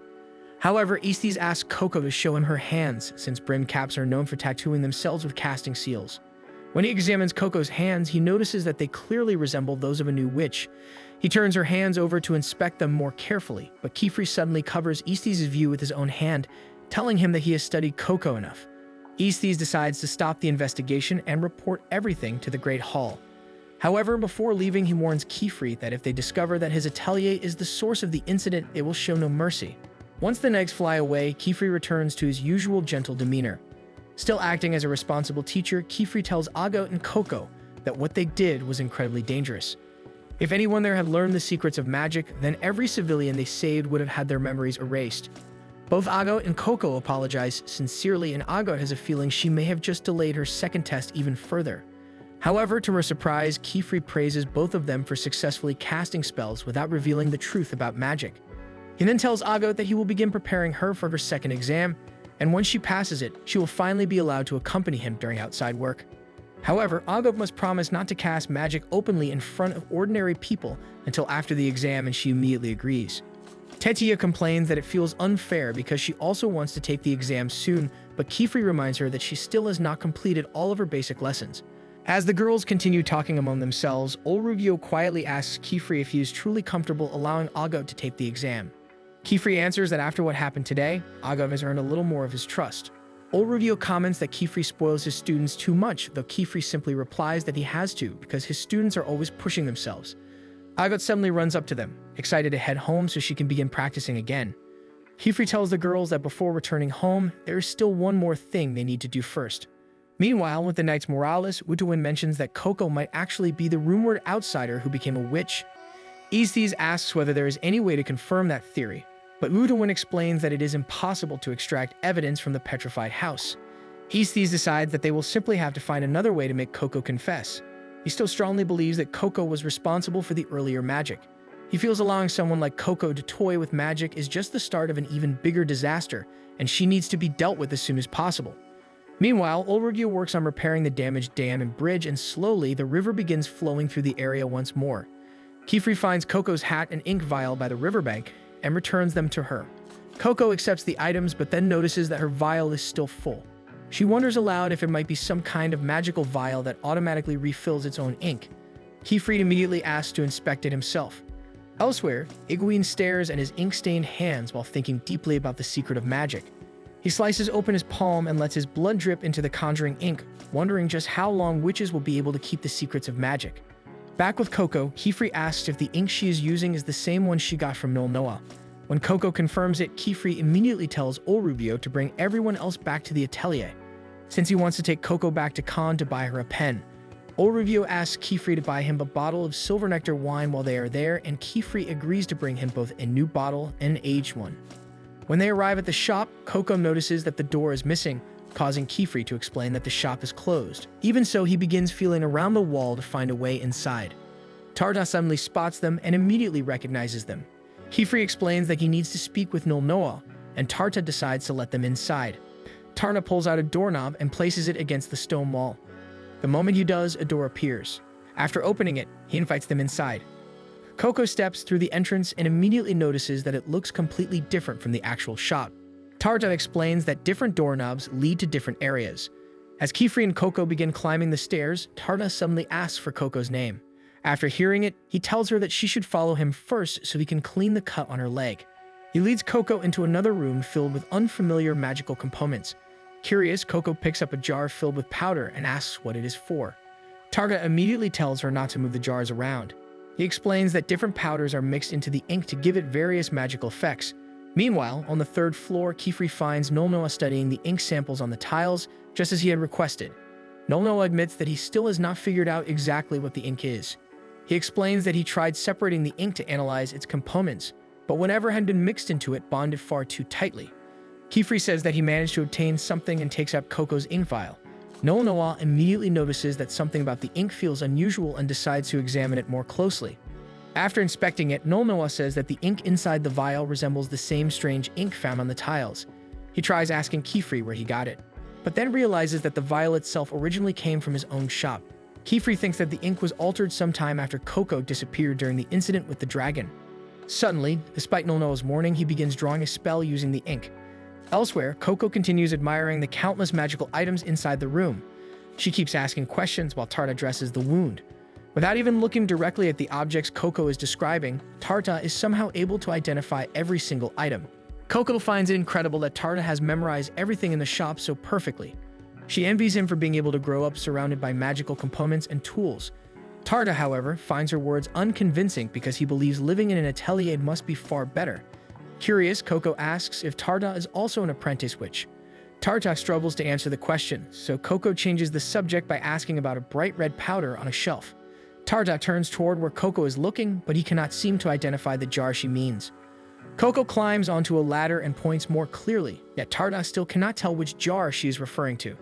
This makes Coco wonder why Tarta cannot see it when the red color stands out. Suddenly, a brilliant flash of light bursts through the room. Both Coco and Tarta fall over from the shock, and Coco accidentally causes the shelves to fall. When the light finally fades, Coco feels relieved that none of the jars were shattered. Tarta, however, looks horrified because all the labels have fallen off the jars.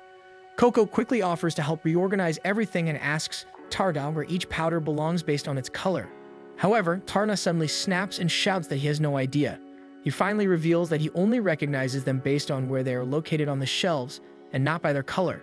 Tarta tells Coco to leave because there is nothing she can do to help. He bitterly explains that he suffers from silverwash eyes, a condition that prevents him from becoming a witch. Back on the third floor, Nolnoa and Kefri slowly recover from the blast of light. Both of them are stunned by the sheer power produced by such a tiny casting seal simply because of the ink. Kefri begins suspecting that Coco's vial has become a twin bottle, meaning the ink inside is connected to another vial somewhere else. The owner of the second vial must constantly be refilling it with additional substances. Kefri realizes that this discovery may finally bring him closer to the brim caps. Nolnoa, however, becomes visibly disturbed by what they are dealing with. He insists that they need to report everything to the Great Hall immediately, but Kefri sharply tells him not to say a word about it. Kefri firmly states that nobody besides the two of them should know that the vial exists. Nolnoa begins growing fearful of what Kefri may be planning because hiding something like this is clearly against the law. Kefri quietly sets the vial down before casting another spell. Outside, Coco waits patiently until Kefri finally rejoins her and apologizes for taking so long. He explains that there had been a mix-up and that Nolnoa accidentally gave her expensive ink, so he bought her an entirely new set of supplies instead. Coco immediately fastens the new bag beneath her cloak before asking Kefri what silverwash actually is. Kefri explains that silverwash is a condition that causes a person to only see the world in shades of silver. Since witches place enormous value on eyesight, someone born into a witch family with silverwash is almost guaranteed to live a difficult life. Coco suddenly looks troubled after hearing that, so Kefri gently picks her up and reassures her that as long as she remains his student, he will protect her. Back inside the shop, Tarta watches his grandfather gathering the fallen jars from the floor. Tarta comments that the bright flash from earlier caused the accident, but Nolnoa does not recall any bright light. One day, Tarta observes Nolnoa while he talks to customers in the shop. He still finds it strange that Nolnoa never saw the bright light despite how intense it had been. He wonders if Kefri might know something since he was there. Meanwhile, Kefri is busy training his apprentices. Coco is currently practicing using magic to pick mountain apples from a shrub. However, she accidentally uproots the entire shrub, sending it flying directly into Kefri. Coco quickly apologizes, explaining that she made the casting seal larger because her first attempt had been too weak. Tetia suggests that Coco try drawing the arrows with slight twists, similar to how someone twists their wrist when picking mountain apples by hand. Kefri praises the suggestion, explaining that manipulating drawings to better suit a goal is one of the most important aspects of using magic effectively. Tetia proudly says that learning magic means learning from everything you do. If you fail, you need to figure out why it failed, and even if you succeed, you should still understand why the spell worked. As Kefri replants the shrub, he makes sure to praise Tetia for her lecture, even calling her Master Tetia. Suddenly, a mountain apple flies straight toward Agot, who catches it and tells the others that they should focus on improving their own magic instead of teaching other people. Coco and Tetia happily rush over, asking Agot to teach them too, despite Agot's refusal. Later, while they rest together, Coco asks if there are other tests like the one she took. Richie answers that there are 5 tests, and she personally hates them. Kefri smiles and explains that the tests are also meant to measure how much they have grown as witches. He says the meaning of each test depends entirely on how the witch approaches it. He assures them that he will never force any of them to take the tests unless they want to, because magic is supposed to make people happy, including the witches themselves. He explains that witches in ancient times also struggled with the tests, which is why the 3 great sages eventually redesigned them to resemble adventures. Kefri explains that together the 5 tests form a pentagram, and with each completed test, both a witch's magic and the type of work they are allowed to do expand. To become a fully fledged witch, one must at least pass the 4th test. Meanwhile, to challenge the Tower of Tomes, a witch must at least complete the 3rd test. Kefri gently reminds the girls that they do not need to worry about graduation yet since they have only completed the 1st test. Tetia excitedly says that she thinks about graduation all the time because she wants to travel around the world and help all sorts of people, and she gets praised. To Tetia, she thinks happiness works in 2 ways, from the one receiving the spell and the one who receives praise. She also excitedly talks about wanting to design her own witch hat someday, specifically one with 2 horns. Richie, however, says she only wants to draw the kinds of magic she personally enjoys. As she gets ready to leave, Agot tells her that limiting herself to only magic she likes will keep her from expanding her repertoire. Richie replies that she does not mind staying the same if it means avoiding becoming the kind of witch who spends her life doing things she hates. With that, Richie heads back toward the atelier. Agot watches her leave before admitting that she cannot stand remaining the same. She wants to improve herself so she can eventually become a librarian in the Tower of Tomes. Tatia quietly whispers to Coco that Agot's family has long been entrusted with preserving the memories of the three great sages, and that generations of her family have served as librarians in the Tower of Toms. Tatia then asks Coco what kind of witch she dreams of becoming. Coco suddenly looks slightly glum. She admits that, unlike the others, her path has already been decided for her. Right now, all she wants is to learn as much magic as possible. She quickly decides to continue practicing grasping wind seals so she can improve faster. Kefri watches Coco carefully, knowing that her determination is being rewarded. That night, Coco suddenly finds herself standing in darkness. As she searches for others, she hears the familiar voice of her mother. When she turns around and sees her, Coco immediately runs into her mother's arms while apologizing. She desperately tries explaining herself, but suddenly her mother's body begins turning into crystal. Even after becoming crystal, her mother's voice continues scolding her about magic. Coco backs away in horror and suddenly falls into a pool of ink. Agot's voice echoes, blaming her for bringing danger to everyone around her. Then she hears Olrevio's voice saying that he wants nothing to do with the brim caps. More and more voices begin surrounding her, all judging her. Coco tries to get away, but she suddenly falls deeper into the ink and finds herself trapped inside a vial. Then she sees Egwene, who blames her for wishing for magic in the first place. Coco suddenly wakes up in a panic. The brush buddy notices her distress and quietly moves closer so it can comfort her. Meanwhile, downstairs in the hall, Agot notices Kefri awake late at night. The moment he sees her, he quickly hides several tools from her view and gently tells her to head back to bed. Agot quietly returns to the room she shares with Coco. When she enters, she notices Coco awake and practicing her drawing. Coco explains that she could not sleep, and Agot decides not to question her further before returning to her bedroom. Coco continues drawing, feeling impatient to learn as quickly as possible so she can save her mother. Kefri closes a doorway, locking himself inside what appears to be an empty tower. He holds Coco's original vial in his hand, feeling that he is finally closer to uncovering where the brim caps are hiding. In the past, there were witches who went against the rules so they would heal people. The sages eventually caught them and erased their memories, and one of the spells that disappeared was the Twin Vials spell, which had originally been used to share medicine between distant places.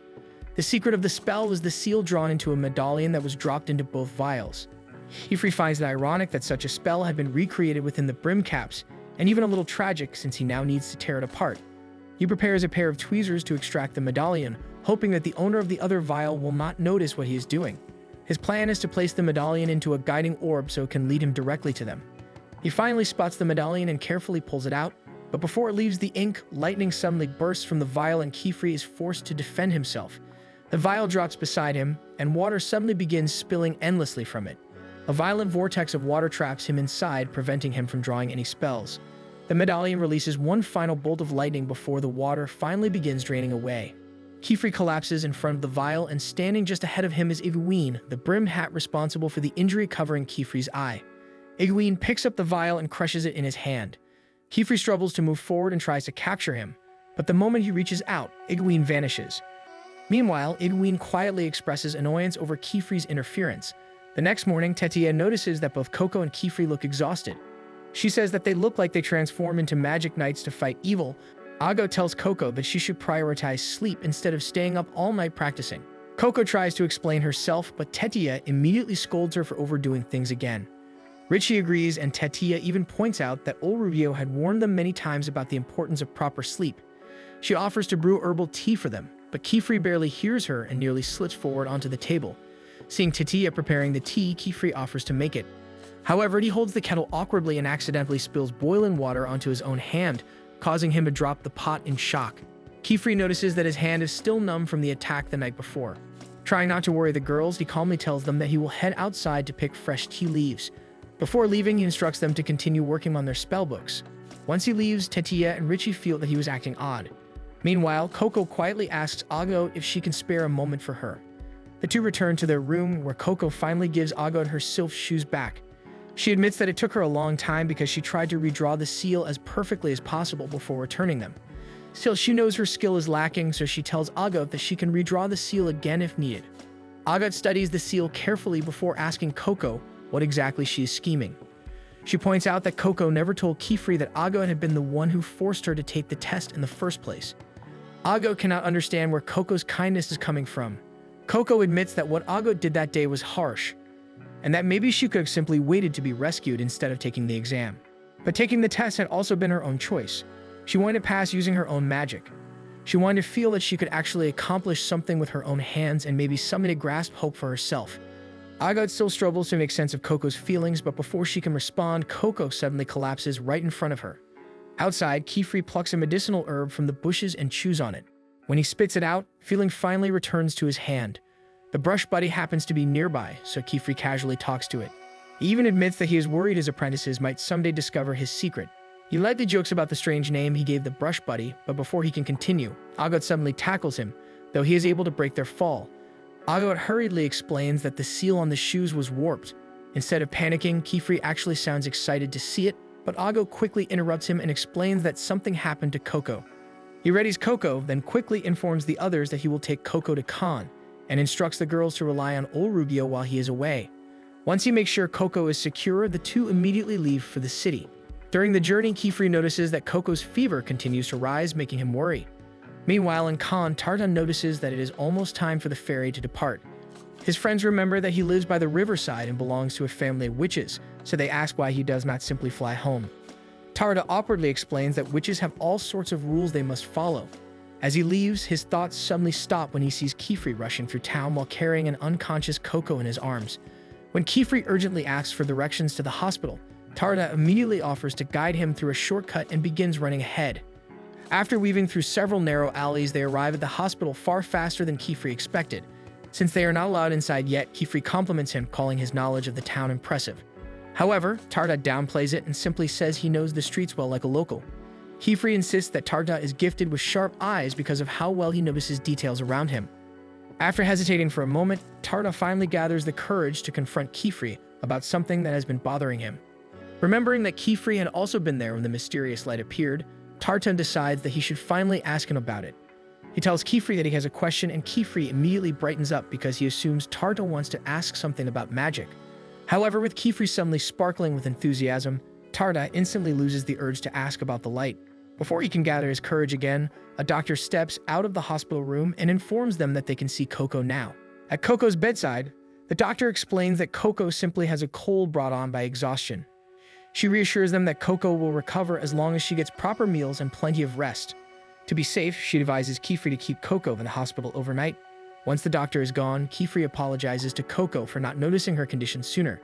He then draws a water spell, causing droplets to rise from the casting seal. He gently blows on them, scattering the droplets through the room, cooling the air and increasing the humidity slightly. He hopes it will make Coco a little more comfortable. Tarda wonders aloud why Coco had been pushing herself so hard. Kefri explains that Coco is often in a hurry. Since she is still new to magic, she feels the need to learn everything as quickly as possible. At that moment, Tarta realizes that the rumored outsider apprentice is Coco. Kefri then asks if Tarta can save his question for another time, since now is not the best moment for a discussion. Seeing Coco's condition, Tarta agrees. Soon afterward, he hears the bell signaling the ferry's departure and decides to take his leave. As he walks away from the hospital, he thinks back to the cold look Kefri gave him earlier. For a moment, he wonders if that icy expression was only his imagination. When Tarta reaches the ferry, the guard refuses to let him board because he does not have his hat to prove he belongs to a witch family. Searching through his bag, Tarta realizes the hat is missing. Panicking, he immediately runs back into town to look for it. Back at the hospital, another doctor informs Kefri that Coco's condition has already improved. He remarks that Kefri's spell to cool the room helped considerably. Kefri refuses the praise and says that the doctors are the ones doing the real work since magic cannot cure illnesses. Still, the doctor insists that Kefri's efforts contributed to her recovery. Suddenly, commotion erupts outside. A man bursts into the hospital, desperately searching for a doctor because a fire has broken out and many people have been injured. He is startled when he notices the floating droplets in the room, but quickly realizes that Kefri is a witch. The man urgently asks Kefri to help put out the fire. Kefri hesitates, unwilling to leave Coco alone. However, Coco tells him that he should go. She reminds him that helping people is a witch's job. Kefri is surprised to see that she is awake, but eventually agrees. He promises to return as soon as he can. Once he leaves, Coco turns onto her side and quietly admits to herself that she had only been acting brave. In reality, she is afraid of being left alone. As evening arrives, Tarda is still searching for his missing hat. He notices groups of people moving toward a certain area, but chooses to ignore them in favor of searching for his hat. Eventually, he reaches Coco's room and peeks inside, wondering if he might have left his hat there. To his relief, he spots it on the floor. He quietly steps inside and picks it up, grateful that he can finally go home. As he is about to leave, he hears Coco mumbling in her sleep, Coco suddenly wakes up and notices him, but immediately falls into a coughing fit. Tarja is alarmed by how much worse she looks. Looking around, he realizes the hospital feels strangely empty. Coco explains that a fire broke out to the north and most of the staff, along with Kifri, rushed there to help. Tarja realizes that was why he saw so many people heading in that direction. Watching Coco struggle to breathe between coughs, he begins wondering if there is anything he can do. He knows exactly which medicine would help ease her symptoms, so he heads to a cupboard to look for it. However, he is horrified to discover that the vials are unlabeled. Some liquids appear darker than others, making him realize that most people probably identify the medicine by color. Immediately, he begins feeling useless again. Memories return of people pitying him because of his condition and predicting that he would never succeed as either a witch or a stationer. He starts cursing his own eyesight because he cannot tell the ingredients apart. Then he feels Coco tug on his sleeve. Seeing her suffering brings him back to reality. He apologizes for being unable to help, but decides to cast a water vapor spell so she can at least have something to drink and soothe her throat. As he watches the spell, an idea suddenly strikes him. He remembers that water vapor can be used to extract liquids from ingredients. If he can separate the components within the medicine, perhaps he can identify the herbs by their structure rather than their color. Tarja carefully separates the contents of several vials. Unfortunately, 3 of them contain powdered ingredients, and he still cannot determine which one contains the herb he needs. Eventually, he gives up and decides to focus on lowering Coco's fever with water alone. He apologizes again for being unable to help her. However, Coco suddenly sits up despite her illness. Then she asks Tarja for a pen and some ink. Confused but curious, he hands over the supplies he carries with him. Despite shivering from her fever, Coco begins drawing a casting seal. She tells Tarja that the spell she wants to draw can help both of them. Tarja does not understand what she means. Coco explains that she frequently uses the sigil of earth because it is useful for breaking rocks and other materials apart. If she reverses the sign, however, the effect changes. Tarja's eyes widen as he realizes what she is attempting. Instead of crushing an object, the reversed spell should temporarily restore a crushed object to its original form, allowing them to identify what herb it once was. Coco activates the spell. Unfortunately, it fails because her lines are too shaky. Tarja studies the seal and asks if the lines simply need to be more precise. Coco nods and adds that the balance is slightly off as well. Hearing that gives Tarja confidence. Balance and proportion are things he understands extremely well. As he studies the spell, Coco is reminded of how focused he looks while carving pens. Tarja hesitantly asks whether he can add a few additional signs to the design. He believes the spell's concept is correct, but the restored object cannot maintain its proper form long enough. Realizing he might have insulted her spell, he quickly apologizes. However, Coco tells him it is only a basic spell. If he improves it, then it becomes his spell too. Encouraged by her trust, Tarja decides to try. Taking a deep breath, he carefully begins drawing. Despite never training as a witch, his lines are remarkably clean and precise. When the spell activates, a small plant blossoms from the powder. Tarja immediately identifies it and realizes it is not the herb he needs. Still, the spell worked. Excited, he tests the remaining powders. Neither contains the correct herb either. Determined, he tells Coco that he is taking the seal to the medicine room so he can continue searching. Inside the storeroom, he's reminded of his own home. Using the spell repeatedly, he examines countless powders. Each one briefly returns to the form of a plant, allowing him to recognize its shape. Tears begin forming in his eyes. For the first time, he feels as though he can see the world the same way everyone else does. Eventually, he finds the correct herb. For the first time in a long while, Tarja feels as though he has truly accomplished something. Unfortunately, someone discovers him inside the storeroom. Soon, he's escorted back to Coco's room where the funeral doctor scolds him for tampering with the medicine supplies. She explains that the ingredients are intentionally unlabeled to prevent accidents. If he needed help, he should have looked for a doctor or nurse. Even so, she compliments his knowledge, admitting that the herb he selected was exactly the correct one. Curious, she asks if he has ever considered becoming a doctor. Then she notices him clutching a witch apprentice's hat. Coco smiles at him, which makes Tarja feel like a real witch's apprentice. Meanwhile, Kifri continues helping with the fire. Other witches have arrived to assist, and the blaze has finally been reduced to a manageable level. Hoping to return to Coco, Kifri prepares to leave. However, the same man who begged for his help earlier insists that he stay and oversee the cleanup effort with magic. The other witches tell Kifri that outsiders rarely understand how much work goes into casting spells. Telling him they can handle the rest, they urge him to do what he needs to do. Kifri quickly uses his sylph boots to fly toward the hospital. When he finally enters Coco's room, he is surprised to find Tarja asleep beside her. He enters and covers Tarja with his cloak. Kifri feels Coco's forehead and notices that her fever has dropped significantly. Later, when Coco wakes up, she feels a lot better and thanks Tarja for all his help. However, Tarta thanks her as well, saying that she was the one who helped him. He doesn't explain much, but simply says that witches are amazing, a sentiment that Coco fully believes in. By the docks, Nolnoa is there to pick up Tarta. Kefri had informed him shortly after discovering that Tarta had stayed with Coco. As the adults chat, Tarta decides to ask both of them about the flash of light he saw at their shop the other day. However, both seem confused by what he is talking about. They continue their conversation, and Tarta begins to believe that he might have imagined everything. Nolnoa then calls for him to board the ferry since they are leaving, and Coco also returns to Kefri's side. As the ferry begins leaving the dock, Coco tells Tarta that she'll see him again soon. This triggers something in Tarta, so he goes to the edge of the ferry and shouts at Coco, promising to make her a pen someday and deliver it to her using his own magic. Coco's eyes brim with joy, and she runs to the edge of the dock and shouts back that she is excited to see it. Nolnoa moves next to him, musing that Tarta has become close to Coco.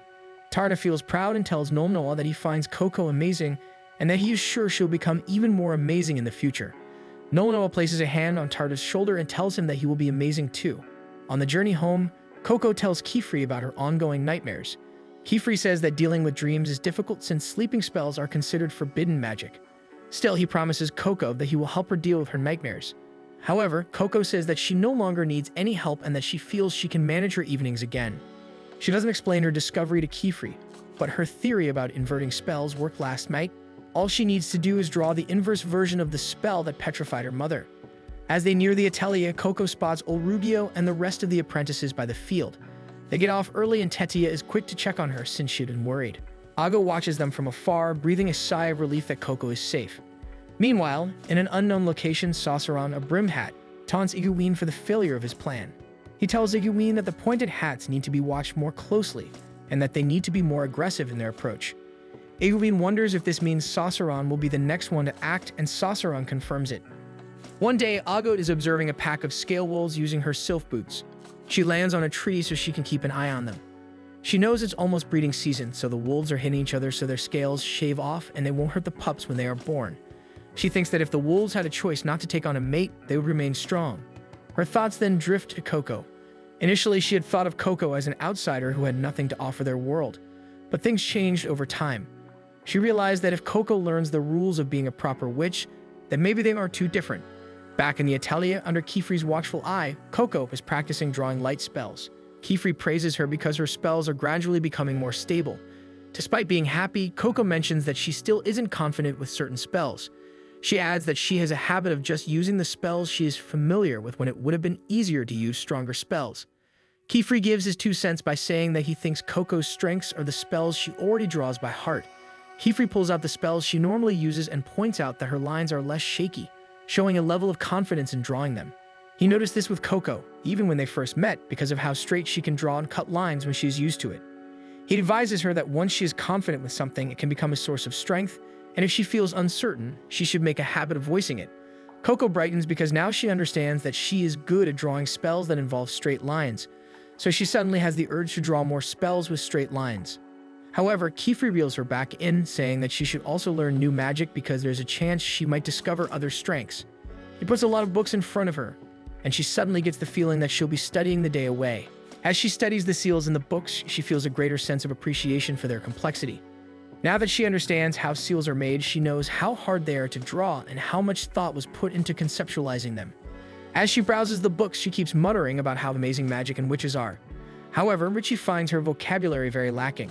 Coco doesn't notice the underhanded comment and invites Richie to admire the seals with her. Richie flatly refuses, stating that while she likes drawing seals, she does not like looking at them. Coco doesn't hear her properly and still urges her to look with her. But after Richie says no for the final time, she stops. Kefri tries to lecture her kindly. However, Richie takes it the wrong way and accidentally makes her seal too big, causing crystals to come bursting out of the table. Kefri hurries to her side to check for injuries while lightly scolding her about using magic while angry. Richie yanks her hand back and runs away from them. Worried, Coco runs after her. Old Rubio, who had heard everything from the side, tells Kefri that Richie might end up no longer improving because she is already not heeding Kefri's words. Coco sees Richie disappear into the living quarters she shares with Tetia. Coco tries to peek inside and notices that it looks empty, so she wonders if Richie went to her bedroom. Coco notices that the brush buddy seems to want to tell her something and wonders if it knows where Richie is. The brush buddy then dives into a basket and Coco jumps after it, surprised when the basket practically swallows her and leads to what seems like a cave. She sees a strange light at the end of the tunnel and decides to follow it. It leads to something that looks like a small room, where ribbons made of crystal that reflect light hang around the area. Richie, who is sitting on a chair and playing with the brush buddy, scolds Coco for entering without permission. Coco apologizes and reasons that she was just following the brush buddy. She then goes back to admiring the ribbons, which Richie admits are her own original spell. Coco cannot hide the amazement in her eyes as she continues to look at the items in complete awe. Seeing how happy the spell makes Coco, Richie tells her that she can take one of the ribbons. Coco doesn't hesitate and unhooks one so she can store it away. Playing with the ribbon in her hands, she then decides to take the chance to ask Richie why she does not like seeing seals in books. In her case, she loves seeing them because she did not know anything about magic until recently. Learning about the uses of spells and who created them are all things she's interested in.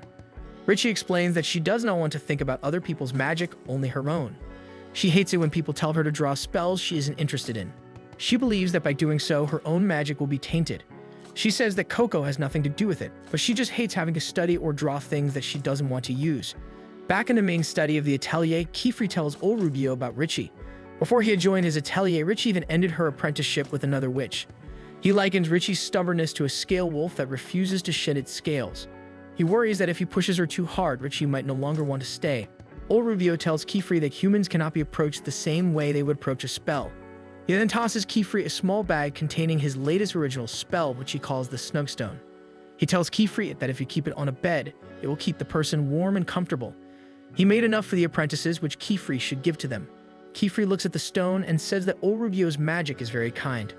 The compliment embarrasses old Rubio, who tries to reason that he's only making those kinds of things for work and that he needs feedback. Kiefer checks the bag and notices that there are 5 stones instead of 4, so he tells old Rubio that he gave too many. Old Rubio says that the 5th one is actually for Kiefer since, as their master, he thinks Kiefer should set an example and get proper sleep as well. Kiefer can only stare for a moment before agreeing as old Rubio leaves. He then notices that someone is writing him a letter, so he stands to see what the letter is about. Agot soon comes in through the door. Kiefer tells her that he has just received news from the Great Hall. He tells Agot that the date for her second test has been set. The Great Hall had decided to hold it in 3 days, and the location would be in Serpent Back Cave on Cape Romanon. In the past, when Richie was just creating her original spell, her older brother Rilifin had complimented her idea at work. She had gotten embarrassed and crumpled her spell into a ball, then threw it across the cave. It sparkled brightly, which caught Richie's attention. She had pointed it out to Rilifin, hoping he had also found it beautiful. Rilifin smiled at her kindly and hugged her. He expressed that he loved her magic and he wished that her magic would always remain like her original. Sometime after that, Rilifin had begun his apprenticeship, leaving Richie behind. Richie wakes up from her slumber and sees that she is in a carriage with her fellow apprentices. When everyone is up, Agot is frustrated that she fell asleep because she had planned to practice throughout the evening to prepare for the exam. She blames the Snugstone for making her sleepy. Kiefer halves a piece of bread and tells her that no one ever feels like they prepared enough during exams.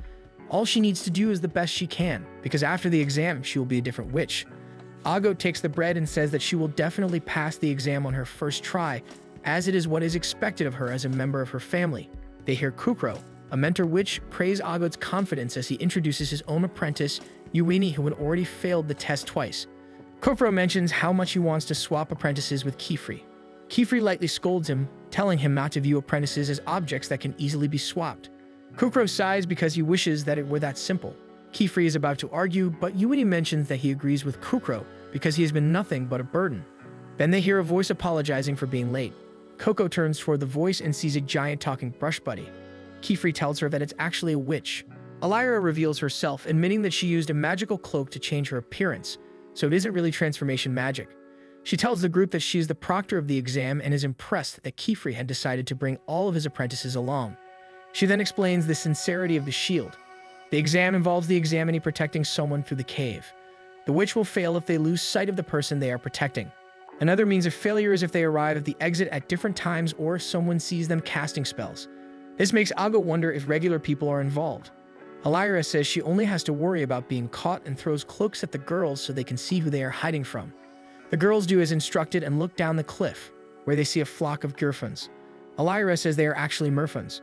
She explains that the cave is a magical route, and if you do not take the right path, then it might spell danger. Agot suddenly realizes that she needs to protect the Merfin from magic using magic. Elira confirms her theory and explains that since witches tampered with their migratory routes, witches now need help them get across. Usually there are witches assigned to guide them every day. She explains that the cloaks they are wearing make them appear like merfolks so they can blend in with the flock. However, they cannot take the cloak off or get the seal damaged. Otherwise, their cover will be exposed and the merfolks will run away from them. Agot realizes that the cloak actually makes it harder for her to draw. Elira begins distributing the merfolks and even hands one to Richie. Richie assumes this is a mistake and tries to give it back, but Elira says she received an application for Richie to take the exam as well. Kefri tells Richie that he sent in an application because he believes that the exam will help her. Richie feels betrayed because she thought Kefri wouldn't force her to take any exams if she didn't want to. Kefri calmly tells her that he's making her take this exam because he cares and he thinks there is value in it for Richie that will help lead her toward becoming the witch she wants to be. Richie feels conflicted, but after catching Coco's curious gaze, she agrees to take the exam. However, she says that she will do it her own way, which Kefri decides to allow. She also adds that if she finds the exam useless to her, she will never believe in Kefri again. Kefri stares after her as Kukro approaches. Kukro comments that Kefri also has his hands full with troublesome apprentices. He begins complaining about how children are a pain to deal with.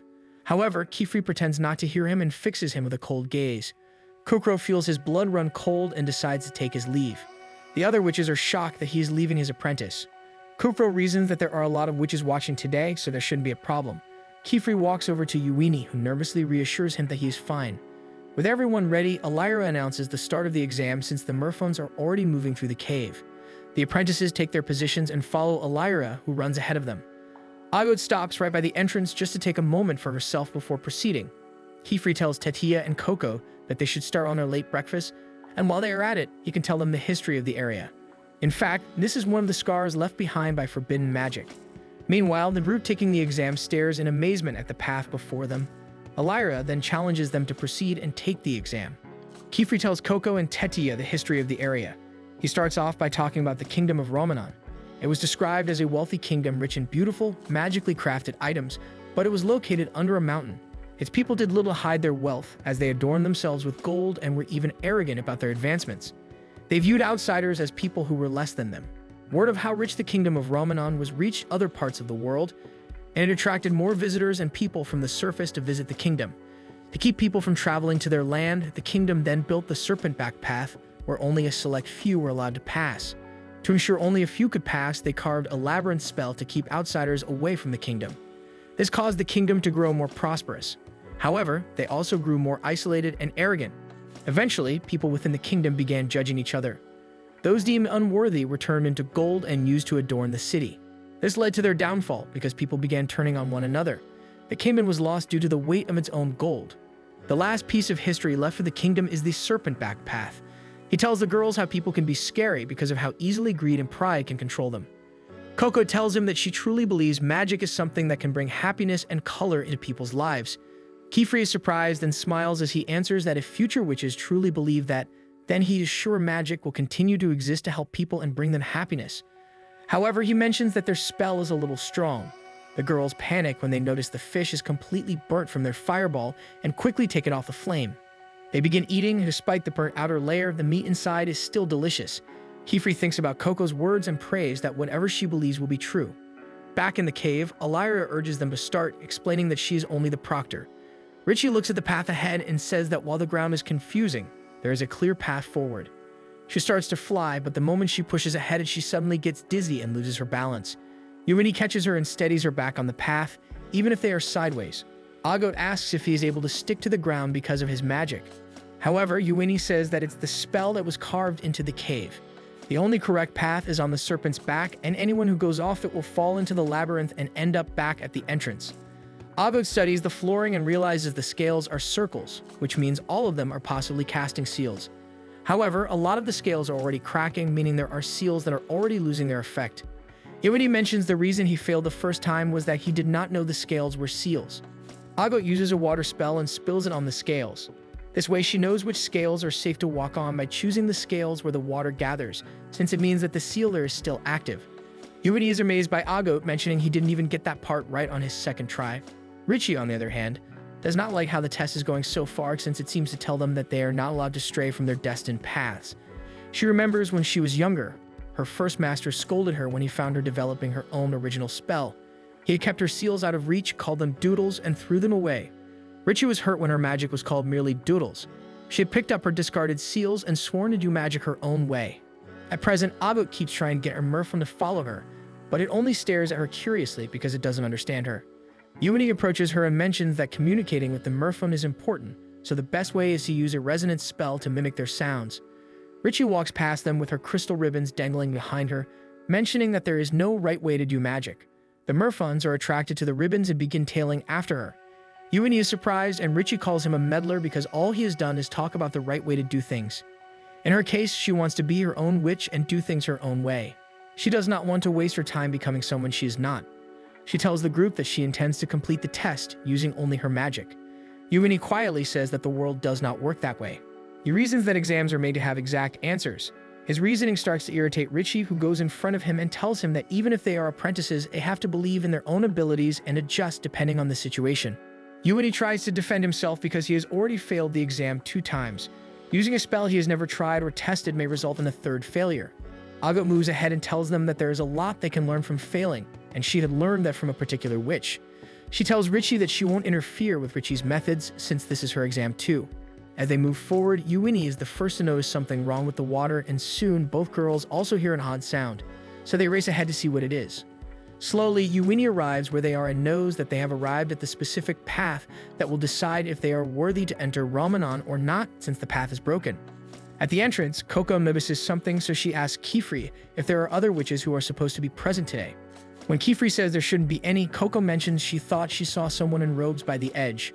She runs in that direction just to be sure, but when she looks over the edge, she does not see anyone. She eventually heads back to Kifri and Tentia, completely unaware that Sasaran is just concealing his presence from below. Back in the cave, Agut observes that the water is falling in strange directions, and she feels it might be similar on the other side as well. Richie isn't phased and explains that all they need to do is extend the stones of the seals, which they are sure will work to get them across. Using her ribbon-creating spell, she stamps it on a rock, and it extends the stone, which she uses to tie to her merfolk and get both of them to the other side. When she lands, she tells the group that if a spell they know won't work, then they just have to adjust it in a way that will fit the situation. Agut sees her perspective and moves forward as well. She hides her hands as she draws a casting seal, and once she starts walking, the rock extends and creates another bridge. As she walks, she explains that she used a combination of repetition magic and recreation magic. Though the range is limited, it still works. However, her spell begins to crumble under her feet, and she nearly falls. Still, she makes it across far enough that she can pull herself up. She realizes that she cannot draw it as well under her cloak, so the duration of her spells is limited. Alyra tries to encourage Uini to go next. However, he suddenly freaks out and exclaims that he cannot do it since he is not talented or brave. Agut gets annoyed by his whining and tells him that he has been showing off what he knew from the beginning, so he should at least try to draw something from his experience of taking the exam twice. He draws under his cloak, and it turns out to be a sound-imitating spell and a rain spell. Agut asks why he only drew spells that had already helped them before. Uini tells him again that he can't really do it because his hands shake too much.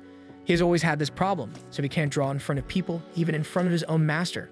When he gets this nervous, all of his spells end up horrible due to how wobbly his lines become, and he has been wanting to fix this problem for a long time. Before the exam, he practiced in secret all the spells he knew he would need. There were no rules about bringing a palm choir, so he drew his spells in advance, so all he would have to do was close the circle, and he could appear competent. However, he had never reached this part before, so he had not prepared a spell for it. Unlike Richie, who had mentioned wanting only to be herself, he mentions hating how he is and wants to become a more confident witch. Agut gets the feeling that Uini will fail again. Surprisingly, Richie tells Uini that she believes he can still make it. She tells Uini that he already has the answer and all he needs to do is be alone so he can find it. So she encourages him to be alone. He doesn't understand what Richie means, so Richie explains that he can make a room where he can be alone since magic allows them to do all sorts of things. However, Uini explains that he does not know such a spell. Richie shouts that he should do it without magic then. Uini panics, then disappears into his cloak. Agut is about to scold him, but Richie tells her not to interfere. Inside the cloak, Uini begins berating himself. He knows that he will end up going home with Kupro already disappointed in him. He guesses the girls must be laughing at how pathetic he looks. However, when he takes a peek, he notices that Alyra is only staring at him expectantly. He hides back inside and realizes that none of them are making fun of him. The only one who has been putting him down is a mirror of himself. When he thinks about it, he remembers the cloak is supposed to have a mirror spell that masks the wearer's appearance. He's amazed at how complex the spell is, but because he has an idea of what he wants to achieve, he manages to understand which sigils and signs he needs to copy from the spell and the cloak. On the outside, a shadow suddenly envelops his form and everyone begins to panic, but stops when Uini reveals that this is actually doing him his own spell. He tries to explain how he created the spell and asks if it is technically still within the rules. He figured this was the only way he could draw without feeling self-conscious. Alira allows it since he isn't breaking any rules. So he becomes happy and creates a stone staff and flies himself and his merphone to the other side. When he lands, he tells the girls that this is really himself now. Richie moves forward and asks if he still hates himself.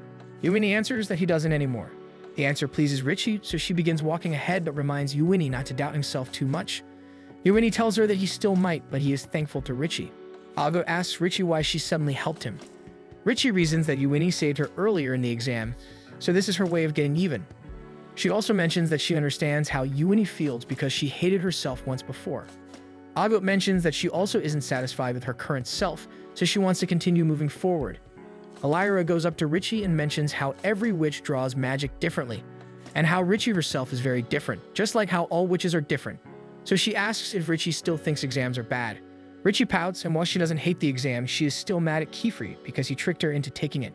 Alira wants to ask how Kefri is doing, but Sasaran suddenly appears behind her and snatches her. Alira recognizes that Sasaran's a brimcap, and her chances of escaping is slim due to being so close. Alira sends her hat away and tells the apprentices to run ahead and not listen to a word the brimcaps would say. When she finishes, she and Sasaran suddenly disappear, leaving the three apprentices and their merphones alone. Thanks for watching. Subscribe now and see what happens next.